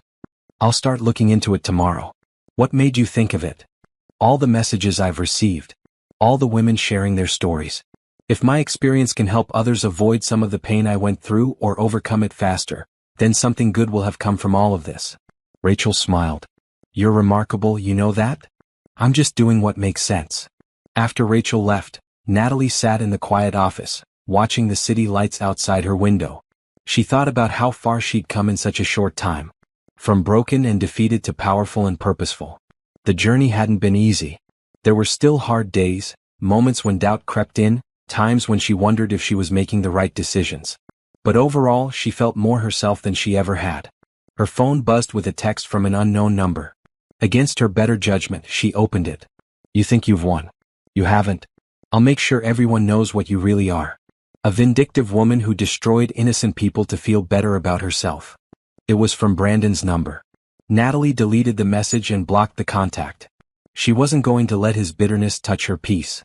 She placed her hand on her belly, feeling the baby's now familiar movements. Your father is not a good man, she said softly. And I'm sorry you won't have him in your life. But you'll have me, and I promise that will be enough. I'll show you what real strength looks like. What integrity means. How to build a life based on your own merit, not by tearing others down. The baby kicked, a firm little jab that made Natalie smile. Yeah, I think you're going to be just fine. We both are. She gathered her things and headed home, leaving the office with a sense of satisfaction. Tomorrow would bring new challenges, but she was ready for them. She'd faced her past, dealt with it honestly, and moved forward with purpose. The fallout from her choices was settling into a new normal. A better normal. One where she stood tall in her own power, unafraid and unashamed. And that was worth every difficult moment it had taken to get here. 3 weeks into her tenure as CEO, Natalie called an all-hands meeting at Preston Technologies. Every employee, from entry-level staff to senior management, gathered in the main auditorium. Natalie stood on stage in a green maternity dress, 7 months pregnant now and visibly showing. She felt the baby move as she stepped to the podium, as if her daughter was encouraging her. Good morning, everyone. Thank you for being here. I know these past weeks have been intense. Change is always difficult, especially change that happens quickly. But I wanted to bring everyone together to talk about where we're going as a company. She clicked a remote, and the screen behind her lit up with the new company vision statement. Preston Technologies is going to become a leader in ethical innovation. That means we're not just creating great products, we're creating them the right way. With respect for our employees, our clients, and our industry. She went through her plans in detail. New product lines in development. Expanded research and development budgets. Employee profit-sharing programs. Flexible work arrangements. Enhanced parental leave policies. Mental health support services. I know some of you were hurt by previous management practices, she said, her voice gentle but firm. Your ideas were stolen. Your contributions went unrecognized. You worked in environments that made you feel undervalued. I can't undo that harm, but I can make sure it doesn't happen again. She introduced the new HR director, a woman with an excellent reputation for creating positive workplace cultures. She outlined the new complaint process, the anonymous reporting system, and the zero-tolerance policy for harassment and intellectual property theft. Every person in this room matters, Natalie continued. Your work matters. Your ideas matter. And from this day forward, your contributions will be recognized and rewarded appropriately. The response was overwhelmingly positive. Applause filled the auditorium. Several employees had tears in their eyes. After the meeting, people lined up to speak with Natalie personally. To thank her for the changes. To share their ideas for the company's future. To express appreciation for being valued. One woman, probably in her 50s, waited until everyone else had gone before approaching. Ms. Robinson, I just wanted to say thank you. I've worked here for 20 years. I watched this company lose its way, become a place where politics mattered more than performance. I was planning to retire early just to escape it. But now, for the first time in years, I'm excited to come to work again. Thank you for staying, Natalie said sincerely. The company needs experienced people like you to help guide us forward. I'll do whatever I can to help. You're building something special here. Later that afternoon, Natalie met with a group of junior developers who'd requested time to present an idea. They filed into her office nervously, carrying laptops and presentation materials. Don't be nervous, Natalie said with a smile. I want to hear what you've been working on. The lead developer, a young man named Andre, set up his laptop. We've been developing a prototype for enhanced data security protocols. It's something we've been working on in our spare time because, well, under previous management, we didn't feel safe presenting new ideas. I'm listening. Andre walked her through the prototype. It was innovative, elegant, and exactly the kind of forward-thinking work Natalie wanted to encourage. The team had clearly put significant effort into developing the concept. This is excellent, Natalie said when they finished. Really excellent. How much development time would you need to make this production ready? Maybe 3 months with a dedicated team, Andre said. You have it. I'm greenlighting this project. You'll report directly to the CTO. I want weekly updates on progress. And Andre, I'm promoting you to senior developer effective immediately. Your team members will all receive bonuses for this work. The team erupted in excited chatter. Andre looked stunned. You're actually going to support this? Just like that. Just like that. This is exactly the kind of innovation I want to see. You identified a need, developed a solution, and had the courage to present it. That deserves to be rewarded. After they left, buzzing with excitement, Jerome called. I saw the all-hands meeting recording. Well done. You're really transforming the culture there. It feels good. People are responding to being treated with respect and given opportunities. It's not complicated, really. Just basic human decency applied to business. Yet somehow rare in corporate America, Jerome noted. How are you feeling physically? You're getting close to your due date. I'm fine. Tired sometimes, but fine. The baby's healthy. My doctor says everything looks good. And personally? How are you doing with everything that's happened? Natalie considered the question. I'm good, Jerome. Really good. I don't think about Brandon anymore except when he tries to contact me, which he's still doing occasionally. But even then it's just annoying, not hurtful. He's still trying to reach you? Text messages from different numbers.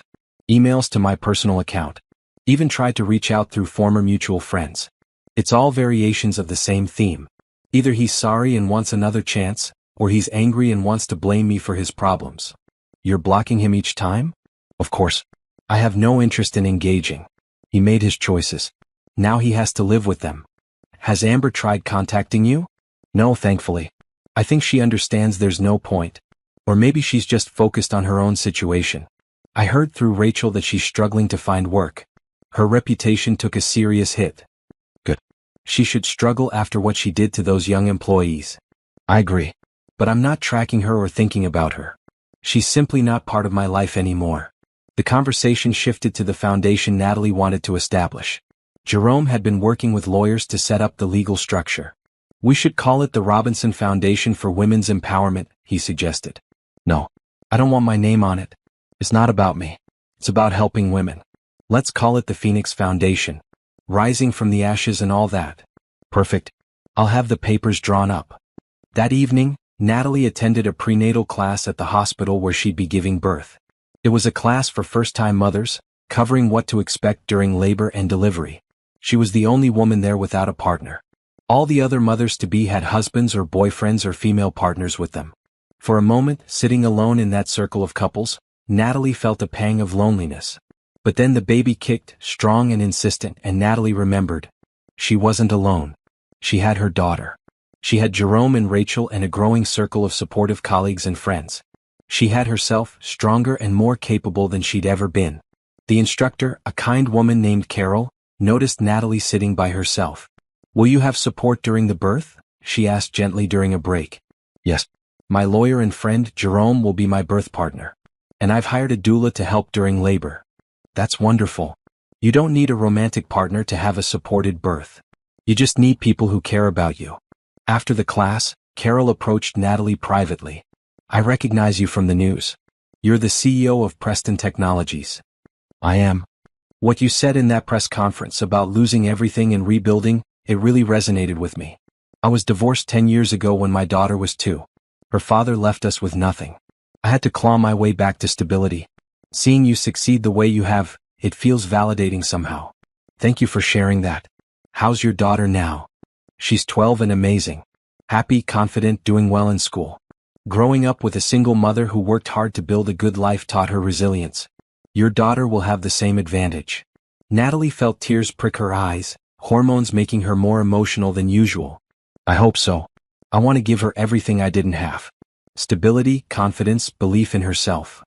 You will. You already are. Just by being who you are. Driving home that night, Natalie thought about what Carol had said. She was giving her daughter something precious just by example, showing her that women didn't need men to be successful or happy. That strength came from within. That rebuilding was possible. Her phone rang through the car's speaker system. An unknown number. She almost didn't answer but decided to take the call. Hello? Natalie, it's Brandon. Don't hang up, please. I'm calling from a friend's phone because you keep blocking me. Natalie considered disconnecting, but curiosity made her stay on the line. What do you want, Brandon? I want to apologize. Properly apologize. I've been thinking a lot about everything and I realize I was wrong. About so much. The affair, the divorce, the things I said to you. All of it. Okay. That's it? Just okay? What do you want me to say? That I forgive you? That I understand? I don't care enough to do either, Brandon. That's harsh. It's honest. You treated me terribly.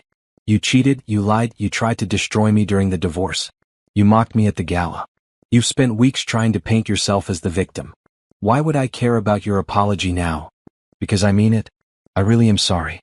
And I need help, Natalie. I can't find work. No one will hire me after the fraud allegations. Amber left me when the money ran out. I'm living in a friend's spare room. I have nothing. I'm sorry to hear you're struggling, but that's not my problem to solve. You could help me. You could give me a reference, tell people the fraud thing was blown out of proportion. You could hire me at Preston or one of your other companies. Natalie almost laughed. Brandon, you stole from the company. You took credit for other people's work. You created a hostile work environment. Why would I hire you? Because we have history. Because you know I'm capable of good work when I try. Because you're successful now and you can afford to be generous. I am generous. To people who deserve it. To employees who work hard and act ethically. To women who need help rebuilding their lives. But you? You don't deserve my help. You deserve exactly what you're experiencing. Consequences. So you're just going to let me suffer? I'm not letting you do anything. You're suffering because of your own choices. That's not my responsibility.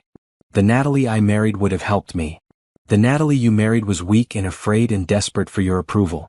I'm not her anymore. And honestly, that woman should have never existed. You didn't marry me, Brandon. You married a version of me that I created to please you. The real me, the person I actually am, she wouldn't have put up with your behavior for a day.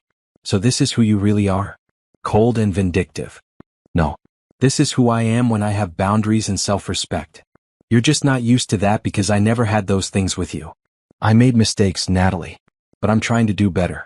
Doesn't that count for something? You're trying to do better now because you have no other choice. Where was this desire to improve when you were having an affair? When you were stealing from the company? When you were treating junior employees poorly? You're not sorry you did those things. You're sorry you got caught and that there were consequences. That's not fair. Life isn't fair, Brandon. You taught me that when you left me pregnant and alone with nothing. Now you're learning the same lesson. And unlike you, I don't feel obligated to shield you from it. I need this job, Natalie. I'm desperate. Then I suggest you start developing actual skills instead of relying on manipulation and theft. Get training in something real. Build genuine expertise. Be the kind of employee someone would want to hire. How am I supposed to do that with no money? The same way I built a software company with no money. Hard work, determination, and refusing to give up. You figure it out, Brandon. Just like I had to figure it out when you left me with nothing. This isn't the same thing. You're right. It's not. Because when I lost everything, I lost it to someone else's betrayal and cruelty. You lost everything because of your own poor choices. So actually, you have even less excuse for failure than I did. There was a long silence on the line. I was wrong about you, Brandon said finally. I thought you were weak. I thought leaving you would break you completely. Instead, you became so much more than I ever imagined you could be. That says more about your lack of imagination than about me. This is who I always was, Brandon. You just never bothered to actually see me. I see you now. Too late. Goodbye, Brandon. Don't call me again. She disconnected before he could respond. Then she added his friend's number to her block list. By the time she got home, Natalie felt emotionally exhausted but also liberated. That conversation had been necessary. It had allowed her to say everything she'd needed to say, to set clear boundaries, to make absolutely certain Brandon understood there was no path back into her life. She changed into comfortable pajamas and made herself dinner. As she ate, the baby did somersaults in her belly. That was your father on the phone? Natalie said aloud. He wanted me to help him out of the mess he created. But you know what? That's not my job anymore. My job is to take care of you and build a good life for us. That's where my energy goes. She thought about the foundation she was establishing. The Phoenix Foundation would help women in situations similar to where she'd been.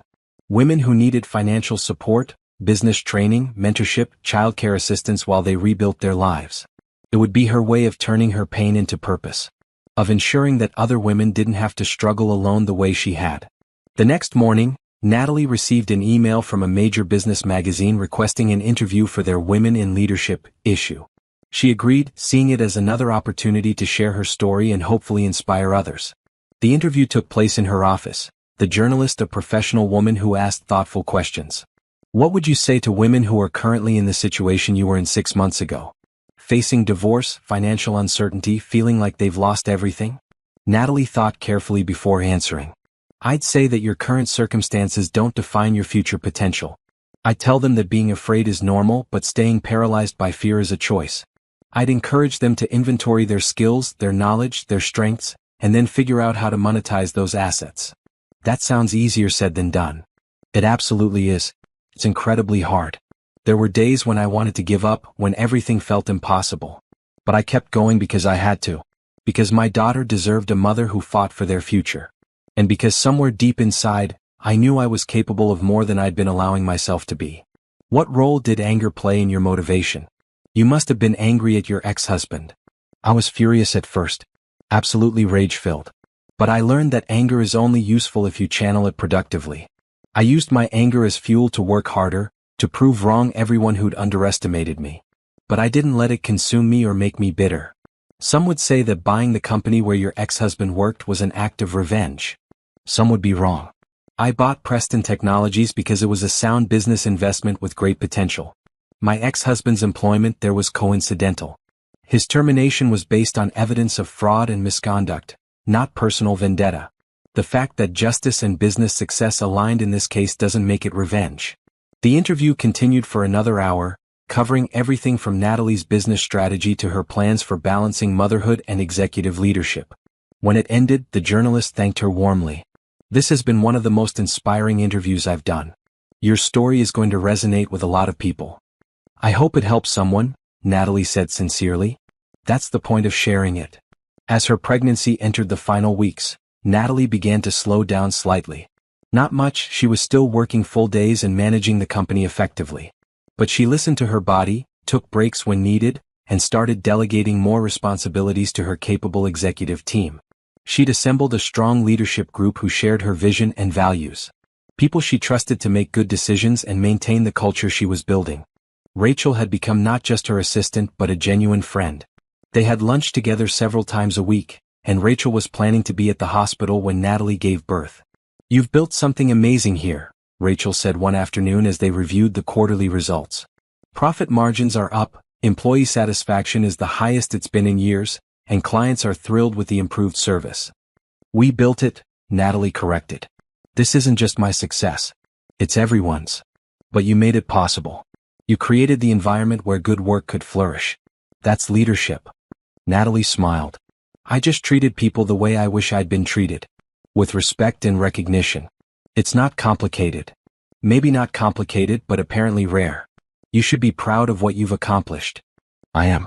Not just the business success but the cultural transformation. That matters more to me than any financial metric. That evening, as Natalie prepared for bed, she reviewed the plans for the Phoenix Foundation. The legal structure was in place. The board of directors was assembled, all people with expertise in helping women overcome economic hardship.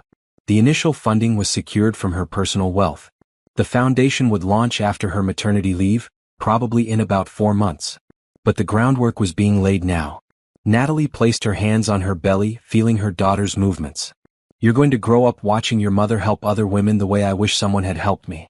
You're going to see that success isn't just about personal achievement. It's about lifting others up too. The baby seemed to respond with a particularly vigorous kick and Natalie laughed. Yeah, you're going to be just fine. Strong and opinionated and ready to take on the world. I can already tell. As she drifted off to sleep that night, Natalie felt a deep sense of contentment. She'd built something meaningful. Not just a successful company but a life she was proud of. a life that aligned with her values and showcased her strengths. And she'd done it all on her own terms without compromising who she was or what she believed in. That was worth more than any amount of money or any measure of revenge. She'd won by becoming herself. And that victory was permanent. 8 months pregnant now, Natalie was preparing for maternity leave. She'd be taking 3 months off after the baby was born, longer than many female CEOs felt they could afford. But Natalie had built a strong executive team specifically so she could step away without the company suffering. Her replacement during her leave would be Patricia, the chief operations officer who'd impressed Natalie with her competence and integrity. Patricia would serve as interim CEO while Natalie focused on her new daughter. "I'm honored you trust me with this," Patricia said during their transition planning meeting. "I won't let you down. I know you won't. You're more than capable. And I'll be available for any major decisions or crises, but day-to-day operations are yours." They went through various scenarios, established communication protocols, and reviewed ongoing projects. Natalie felt confident leaving the company in Patricia's hands. The week before her due date, Natalie had one final obligation. A major industry conference where she'd agreed to be the keynote speaker months ago. Her doctor had cleared her to travel as long as she took precautions. Jerome insisted on accompanying her. "You're not flying across the country alone while 9 months pregnant." "I'm 8.5 months pregnant," Natalie corrected with amusement. "Same difference. I'm coming with you." The conference was in San Francisco, a 3-day event attended by technology leaders from around the world. Natalie was speaking on the final day about ethical leadership in the tech industry. The flight was uneventful. Jerome fussed over her the entire time, making sure she stayed hydrated and comfortable. Natalie found his concern touching even when it became excessive. Their hotel was beautiful, a luxury property near the conference center. Natalie checked in and went straight to her room to rest. The baby had been particularly active during the flight, and Natalie needed to put her feet up. The next morning, she attended several panel discussions and networking sessions. Many people recognized her, wanting to congratulate her on her success or ask about her keynote speech. During lunch, Natalie was approached by a woman who looked vaguely familiar. "Ms. Robinson? I'm Teresa Grant. I was hoping to speak with you about the Phoenix Foundation." Natalie studied her. "Have we met before?" "Not formally. But I was at your press conference last month. What you said about rebuilding after losing everything, it really spoke to me. I'm in a similar situation now. Recently divorced, struggling financially, trying to figure out how to move forward. I'm sorry you're going through that. The foundation will be launching in a few months. If you visit the website and fill out an application, we'll consider you for support." "Thank you. I just wanted to tell you personally how much hope your story gave me. When you're in the middle of that darkness, it's hard to believe things can get better. Seeing your success made me think maybe I can do it too." "You absolutely can," Natalie said sincerely. "It won't be easy, but it's possible. And you're stronger than you probably believe right now." They talked for another 15 minutes, Natalie offering practical advice about financial planning, career transitions, and self-care during difficult times. When Teresa left, she had tears in her eyes and a renewed sense of determination. Jerome had watched the exchange from nearby. "You're really good at that. Connecting with people, inspiring them. I just remember how alone I felt. If my story can help someone feel less alone, that matters." That afternoon, between sessions, Natalie was walking through the conference center lobby when she saw him. Brandon. He was across the large space talking to someone at a vendor booth. For a moment, she considered turning around and avoiding him entirely. But then something in her rebelled against the idea of hiding or changing her path because of him. She continued walking, heading toward the coffee station. As she poured herself decaf, she sensed someone approaching. "Natalie." She turned. Brandon stood there, looking worn and older than she remembered. He wore a cheap suit, the kind he would have mocked a year ago. His face was drawn and there were circles under his eyes. "Brandon, what are you doing here?" "Working a vendor booth. I got a job with a small software company. They couldn't afford conference attendance fees, so I'm here promoting their products." "I see." They stood in awkward silence. Other conference attendees were beginning to notice them, whispering and pointing. The story of their history had been widely reported. "You look good," Brandon said quietly. "Pregnancy suits you." "Thank you." "How much longer?" "About 2 weeks until my due date." "Are you excited?" "Very." More silence. Natalie sipped her coffee, waiting for him to say whatever he'd approached her to say. "I saw you're the keynote speaker tomorrow," he finally said. "That's impressive. You've really made it to the top. I've worked hard. I know. I assume you have. Based on everything you've accomplished. He shifted his weight, looking uncomfortable. Natalie, I want to apologize again. Properly, face to face. I was terrible to you. During our marriage, during the divorce, at the gala, all of it. I treated you like you were nothing when you were actually everything. Natalie studied him carefully. He seemed genuine, but she'd learned not to trust surface appearances. What do you want from me, Brandon? Forgiveness? Absolution? A second chance? Maybe just understanding. I know I don't deserve forgiveness, but I want you to know that I recognize how wrong I was. About everything. Okay, you were wrong. I understand that you understand that. Does that make you feel better? No. Because I also understand that it doesn't change anything. That you've moved on and built this amazing life, and I'm just the guy who almost destroyed you. You didn't almost destroy me. You tried to destroy me. There's a difference. Fair enough. He looked down at his worn shoes. I lost everything, you know. Amber, my reputation, any chance at the career I wanted. I'm starting over at the bottom, working for a company that pays me barely enough to survive. I'm sorry you're struggling, Natalie said, and meant it sincerely. I don't wish suffering on you, Brandon. But I also can't fix your problems for you. I'm not asking you to. I just wanted you to know that I'm trying to be better. I'm going to therapy. I'm working on understanding why I made the choices I did. I'm trying to become someone I can be proud of. That's good. You should do that. And I want you to know that I'm proud of you. Even though I have no right to be, even though my opinion doesn't matter, I am. You're incredible, Natalie. You always were. I just couldn't see it. Natalie felt a strange mixture of emotions. Not forgiveness exactly, and certainly not any desire to reconnect. But maybe a kind of closure. I hope you figure things out, Brandon. I hope you become the person you're trying to be. But that has to be for yourself, not for me or anyone else. I know. He hesitated. Your baby is it? She's mine. That's all that matters. Right. Of course. He looked like he wanted to say more but couldn't find the words. Finally, he just said, "Take care, Natalie. Congratulations on everything." He walked away before she could respond. Natalie watched him go, feeling an unexpected sense of peace. That encounter had been awkward but also necessary. It had shown her just how completely she'd moved on. Looking at Brandon now, worn down and struggling, she felt no satisfaction in his difficulties. But she also felt no desire to help him or reconnect with him in any way. He was simply someone from her past, relevant only as a lesson in what she wouldn't accept anymore. Jerome appeared at her side. I saw that. You okay? I'm fine. Actually, I'm better than fine. Seeing him just confirmed what I already knew. I'm completely over that part of my life. He looked rough. He's dealing with the consequences of his choices. That's appropriate. That evening, Natalie went to dinner with several other conference speakers, all successful women in technology. The conversation was energizing, full of ideas and possibilities. One woman, a venture capitalist named Monica, brought up Natalie's story. I have to tell you, what you've accomplished is inspiring. But I'm curious about something. Do you ever worry that people will always define you by your ex-husband? That you'll be the woman who bought her ex's company rather than just a successful CEO? Natalie considered the question thoughtfully. At first I worried about that. I thought maybe people would always see me through that lens. But I've realized something. My story is my story. It includes Brandon and the divorce and the betrayal. But it also includes everything I built afterward. The software I developed. The companies I turned around. The culture I'm creating at Preston Technologies. She paused, gathering her thoughts. People can choose to focus on the drama if they want. But my work speaks louder than any narrative about revenge or getting even. The company's success, the employee satisfaction, the innovation we're producing, that's what actually matters. The rest is just entertainment for people who aren't paying attention to the substance.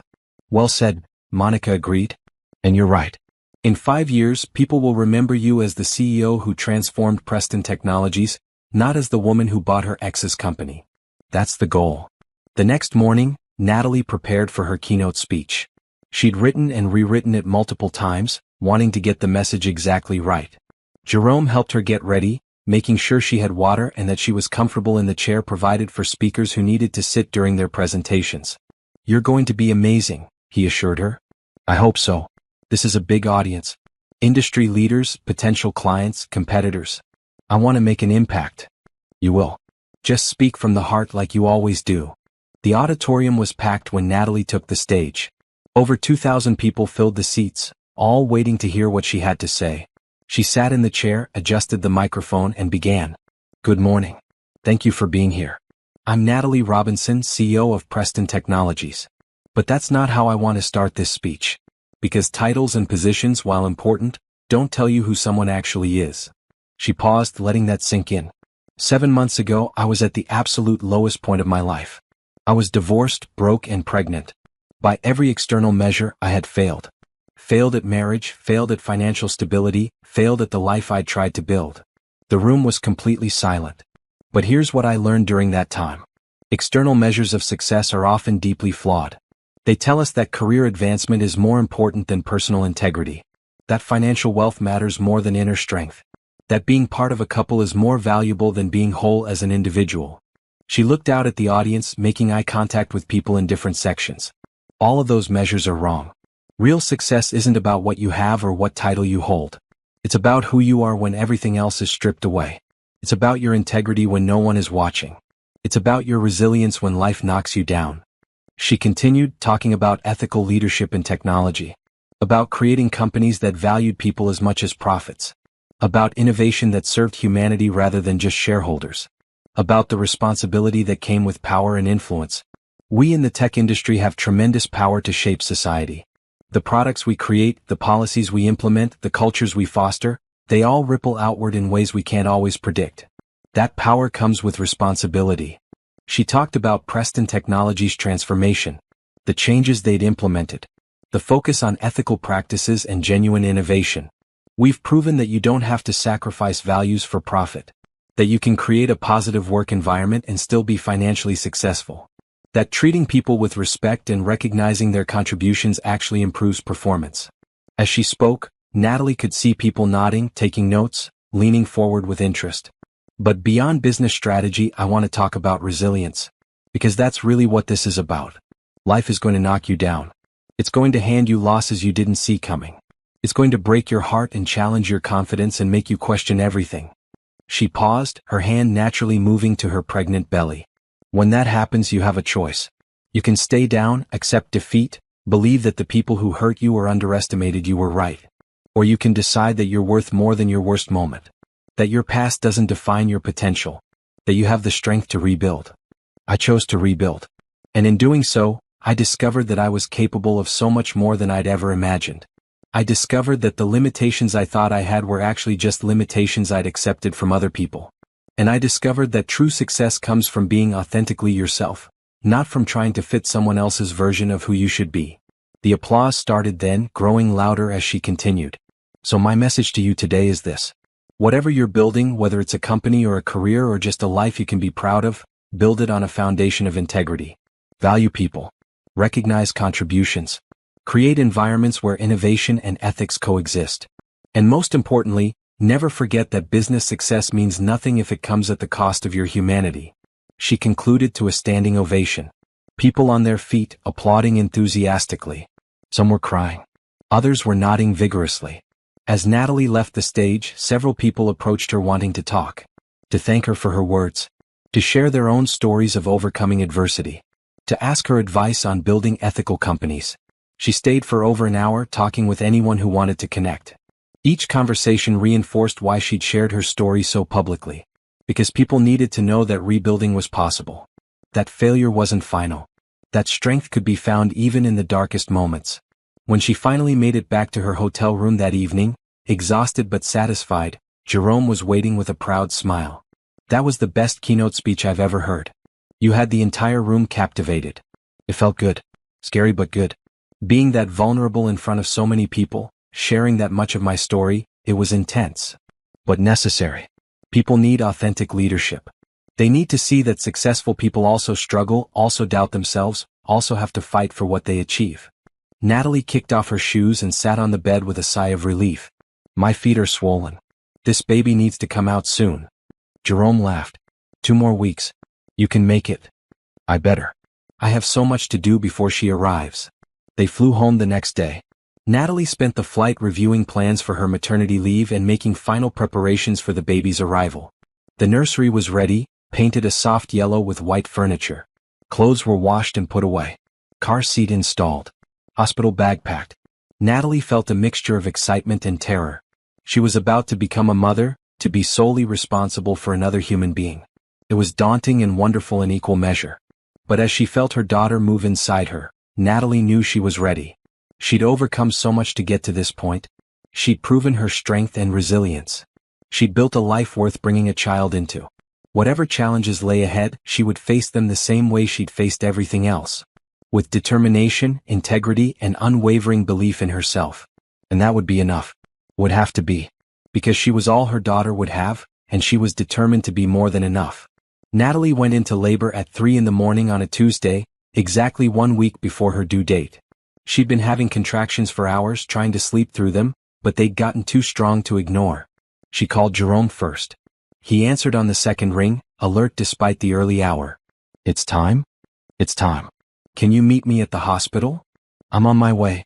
20 minutes. Natalie called the doula next, a calm woman named Sarah who'd been preparing her for natural childbirth. Then she called for a car service, not trusting herself to drive. The hospital was quiet at this hour, most of the world still sleeping. Natalie checked into the maternity ward and was taken to a delivery room. Jerome arrived shortly after, bringing the go-bag she'd packed weeks ago. Sarah the doula appeared soon after, ready to help Natalie through labor. The hours that followed were the most intense of Natalie's life. Contractions that took her breath away. The work of bringing a baby into the world. The support of Jerome and Sarah, coaching her through each stage. "You're doing amazing," Sarah kept saying. "You're so strong." And Natalie felt strong even in the pain. This was the culmination of everything. The final step in her transformation from broken to whole. At 2:37 p.m., after 11 hours of labor, Isabella Rose Robinson entered the world. Tiny, perfect, screaming with healthy lungs. The nurse placed her on Natalie's chest, and Natalie felt tears stream down her face. This was her daughter. This was the reason for everything she'd built. "Hi, baby girl," she whispered. "I've been waiting for you." Isabella had dark eyes and a head full of black hair. She looked up at her mother with an expression of pure trust, and Natalie felt her heart expand in ways she hadn't known were possible. "She's beautiful," Jerome said from beside the bed, his own eyes wet with emotion. "Absolutely perfect." The next few days were a blur of learning to breastfeed, changing diapers, and trying to sleep between Isabella's frequent feedings. Rachel came to visit, bringing flowers and a stuffed animal. Patricia stopped by to assure Natalie that the company was running smoothly. Other visitors came too. Employees from Preston Technologies bringing gifts and congratulations. Business contacts sending flowers and cards. Even strangers who'd been inspired by Natalie's story reaching out with messages of support. But the most meaningful moments were the quiet ones. Late at night when it was just Natalie and Isabella. Her daughter sleeping on her chest, the weight of her small body grounding and real. "Your father doesn't know about you," Natalie told her sleeping daughter one night. "He doesn't know you're here, that you're real, that you're perfect. And that's his loss, not yours. Because you have me and I have enough love for both parents." She thought about Brandon's question at the conference. Whether the baby was his. The answer was yes, biologically. But in every way that mattered, Isabella was solely Natalie's. After 4 days they went home to the apartment. Natalie had hired a night nurse for the first 2 weeks to help with feeding so she could get some rest. The nurse, an experienced woman named Gloria, was a godsend. "You sleep," Gloria would say firmly. "I'll handle the night feeds. You need rest to recover." With Gloria's help, Natalie found her rhythm. Days spent caring for Isabella, learning her cries and her needs. Nights getting enough sleep to function. Slowly, the exhaustion of early motherhood became manageable. She'd taken photos of Isabella and posted them to social media with a simple caption. "Isabella Rose Robinson. Born September 10th. My greatest accomplishment." The response was overwhelming. Thousands of comments congratulating her, sharing their own motherhood stories, expressing admiration for her doing this alone. One comment caught her attention. It was from Teresa, the woman she'd met at the conference. "Seeing you embrace motherhood while building your empire gives me so much hope. Thank you for showing what's possible." Natalie replied, "You're going to build something amazing too. I believe in you." Week by week, Natalie settled into her new reality. Being a mother changed her in ways she hadn't anticipated. Made her softer in some ways, fiercer in others. She looked at Isabella and saw all the potential in the world. Saw a future where her daughter could be anything, do anything, become anyone. And Natalie was determined to create a world where that potential could be fully realized. The Phoenix Foundation officially launched when Isabella was 6 weeks old. A virtual ceremony where Natalie announced the first round of grants and scholarships for women rebuilding their lives after divorce or financial hardship. She did the presentation from home, holding Isabella in one arm while speaking to the camera. The Phoenix Foundation exists because I know how hard it is to rebuild from nothing. I know the isolation, the fear, the moments when giving up seems easier than continuing. This foundation is for women in those moments. To provide financial support, yes, but also mentorship, community, and the message that they're not alone. Applications poured in. Hundreds of women sharing their stories, asking for help. The foundation's board reviewed them carefully, selecting recipients based on need, potential, and determination. One of the first recipients was Teresa. The grant she received allowed her to enroll in a coding boot camp, the first step toward a new career in tech. "You changed my life," she wrote in her thank you note. "Not just with the money but with the hope. Knowing someone believed I could do this made me believe it too." When Isabella was 2 months old, Natalie prepared to return to work. She'd arranged for a private office nursery at Preston Technologies, a soundproofed room where Isabella and her nanny could stay close by. "I know most CEOs don't bring their babies to the office," Natalie said during an executive meeting her first week back. "But I'm not most CEOs. And this company is going to support working mothers at every level, starting with me." The response from employees was positive. Several other mothers mentioned that seeing their CEO unapologetically parent while leading gave them confidence to be more open about their own family needs. Natalie split her time between strategic planning and pumping breast milk, between client meetings and checking on Isabella, between board presentations and afternoon naps when her daughter slept. It was exhausting and fulfilling in equal measure. Patricia had done an excellent job as interim CEO. The company had continued to grow and thrive during Natalie's leave. Now, with both of them working together, Preston Technologies was stronger than ever. One afternoon, as Natalie was nursing Isabella in the office nursery, Rachel knocked softly before entering. "Sorry to interrupt, but there's someone here who insists on seeing you. Amber Cross." Natalie looked up, surprised. "What does she want?" She wouldn't say. "Just that she needs to speak with you urgently." "Fine. Give me 10 minutes to finish feeding Isabella and I'll meet her in my office. Have security standing by just in case." 15 minutes later, Natalie sat behind her desk as Amber was escorted in. The woman looked drastically different from the confident, smug person she'd been at the gala.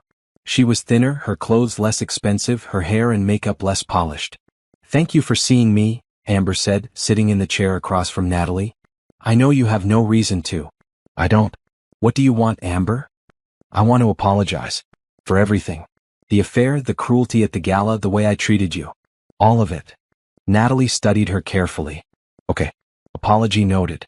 Is that all?" "I also wanted you to know that Brandon and I broke up. He blamed me for getting fired, for ruining his career. The relationship fell apart pretty quickly after that. I'm sorry that happened." "Are you? Really?" "I'm sorry you went through pain, yes. But I'm not sorry about the consequences you faced for your actions. There's a difference." Amber nodded slowly. "Fair. I deserve that." "Why are you really here, Amber?" "Because I don't think it's just to apologize. I'm here because I've spent the last few months thinking about everything that happened. About who I became and the choices I made. And I realized something. I was awful to you because I was jealous." "Jealous of what?" "You were the one Brandon chose. Jealous of your intelligence. Your talent. The way Brandon talked about your ideas, even when he was dismissing them to your face. He knew you were brilliant. I think that's part of why he cheated. Because being with someone smarter than him made him feel inadequate. That's his problem, not mine." "I know. But I participated in it. I helped him tear you down because making you small made me feel bigger. And I'm sorry for that." Natalie considered her words. "I appreciate the apology. But it doesn't change anything. You created a hostile work environment here. You bullied younger employees. You stole their ideas. An apology doesn't undo that harm." "I know. I'm not asking for my job back or for your help. I just needed to tell you that I was wrong. That you didn't deserve how we treated you. And that seeing what you've accomplished, how you've thrived, it's made me realize how much potential I wasted being the person I was." "So what are you going to do now?" "I'm going back to school. Getting my master's degree. Starting over in a different field. Trying to become someone I can actually be proud of." "That's good. You should do that. I saw the announcement about your daughter. She's beautiful." Thank you. Does Brandon know? No. And he won't. Isabella is my daughter, not his. Amber nodded. He doesn't deserve to know her. Not after how he treated you. They sat in silence for a moment. I'm leaving now, Amber said, standing. Thank you for seeing me. I know it was more grace than I deserved. Everyone deserves a chance to apologize and try to be better. What they do with that chance is up to them. After Amber left, Natalie sat quietly for a few minutes, processing the encounter. She felt no satisfaction in Amber's struggles, but she also felt no obligation to help her. Some people had to find their own way back from the damage they'd caused. That wasn't Natalie's responsibility to fix. That evening at home with Isabella, Natalie reflected on how far she'd come. 6 months ago, she'd been preparing to face Brandon and Amber at the gala. Now she'd rebuilt her entire life. Built a company, a career, a family. All on her own terms. Isabella cooed from her bassinet, and Natalie picked her up, cradling her daughter against her chest. You're growing so fast, she whispered. Already 3 months old. Soon you'll be crawling, then walking, then running. And I'll be there for all of it. Cheering you on, picking you up when you fall, showing you what strength looks like. The baby grabbed Natalie's finger, holding tight with surprising strength. That's right. You hold on. You stay strong. And you remember that you come from a mother who rebuilt an empire from nothing. That's in your blood, baby girl. That determination, that refusal to quit, that ability to rise from the ashes. Natalie looked out her apartment window at the city lights. In a few months she'd be moving to a new place. A beautiful house she'd purchased in a safe neighborhood with good schools. A home where Isabella could grow up surrounded by stability and love. Everything she'd never had with Brandon. Everything she'd built for herself and her daughter. The phoenix had risen and she was never going back down. 2 years passed in a beautiful blur of growth and achievement. Isabella transformed from an infant to a toddler, walking and talking and filling Natalie's life with joy. Preston Technologies became an industry leader, known for innovation, ethical practices, and employee satisfaction. The Phoenix Foundation helped over 200 women rebuild their lives, providing grants, mentorship, and support. Each success story felt personal to Natalie, a validation of everything she'd overcome. She'd moved into the house she'd purchased, a beautiful 4-bedroom home with a yard where Isabella could play. The walls were filled with photos of mother and daughter. No ghosts of a failed marriage. No reminders of a life she'd left behind. Just the life she'd built. Natalie had been invited to speak at numerous conferences, written articles for major publications, and been featured on the cover of 3 business magazines. But she never let the attention distract from what mattered. Her daughter. Her company. Her mission to help others. On a Thursday afternoon, Natalie attended a major industry conference in New York, one of the largest tech events of the year. She was there to accept an award for ethical leadership and deliver a brief acceptance speech. Isabella was with her nanny at home, and Jerome had accompanied Natalie to the conference as he often did for major events. The award ceremony was held in a grand ballroom filled with tech industry leaders. Natalie wore a striking green dress, her confidence and success evident in every movement. When her name was called, she walked to the stage to thunderous applause. She accepted the glass trophy and stood at the podium, looking out at the crowd of influential people. Thank you for this honor. Leadership is about more than strategy or profit margins. It's about creating environments where people can thrive, where innovation serves humanity, and where success doesn't require sacrificing integrity. She continued for 5 minutes, outlining her vision for ethical technology and the responsibility of industry leaders. The response was enthusiastic. After the ceremony, during the networking reception, Natalie circulated through the crowd, connecting with peers and potential partners. That's when she saw him. Brandon. He was on the other side of the room, wearing a junior staff badge for a small consulting firm. He looked older, worn, but there was something different about him too. Something humbler. Their eyes met across the room. For a moment, neither moved. Then Brandon took a step toward her, and Natalie prepared herself for whatever conversation was coming. Natalie, he said when he reached her. Congratulations on the award. Well deserved. Thank you, Brandon. I saw your speech. It was powerful. You've really become an incredible leader. I've worked hard. I know. I can see that. Everything you've built, it's impressive. More than impressive. It's inspiring. They stood awkwardly, the weight of their history hanging between them. I've been following your career, Brandon admitted. Not in a creepy way, just professionally. Your success with Preston Technologies, the Phoenix Foundation, your daughter. You've built an amazing life. I have. How are you doing? Better. Not great, but better. I'm working my way back up.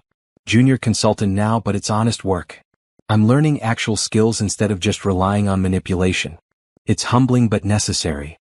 I'm glad you're making progress. I'm in therapy. Dealing with a lot of issues I ignored for too long. Understanding why I made the choices I did.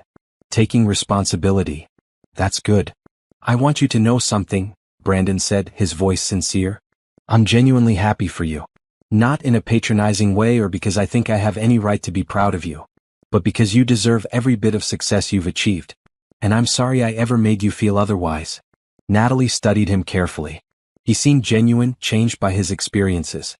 Thank you for saying that. It means something even if it doesn't change the past.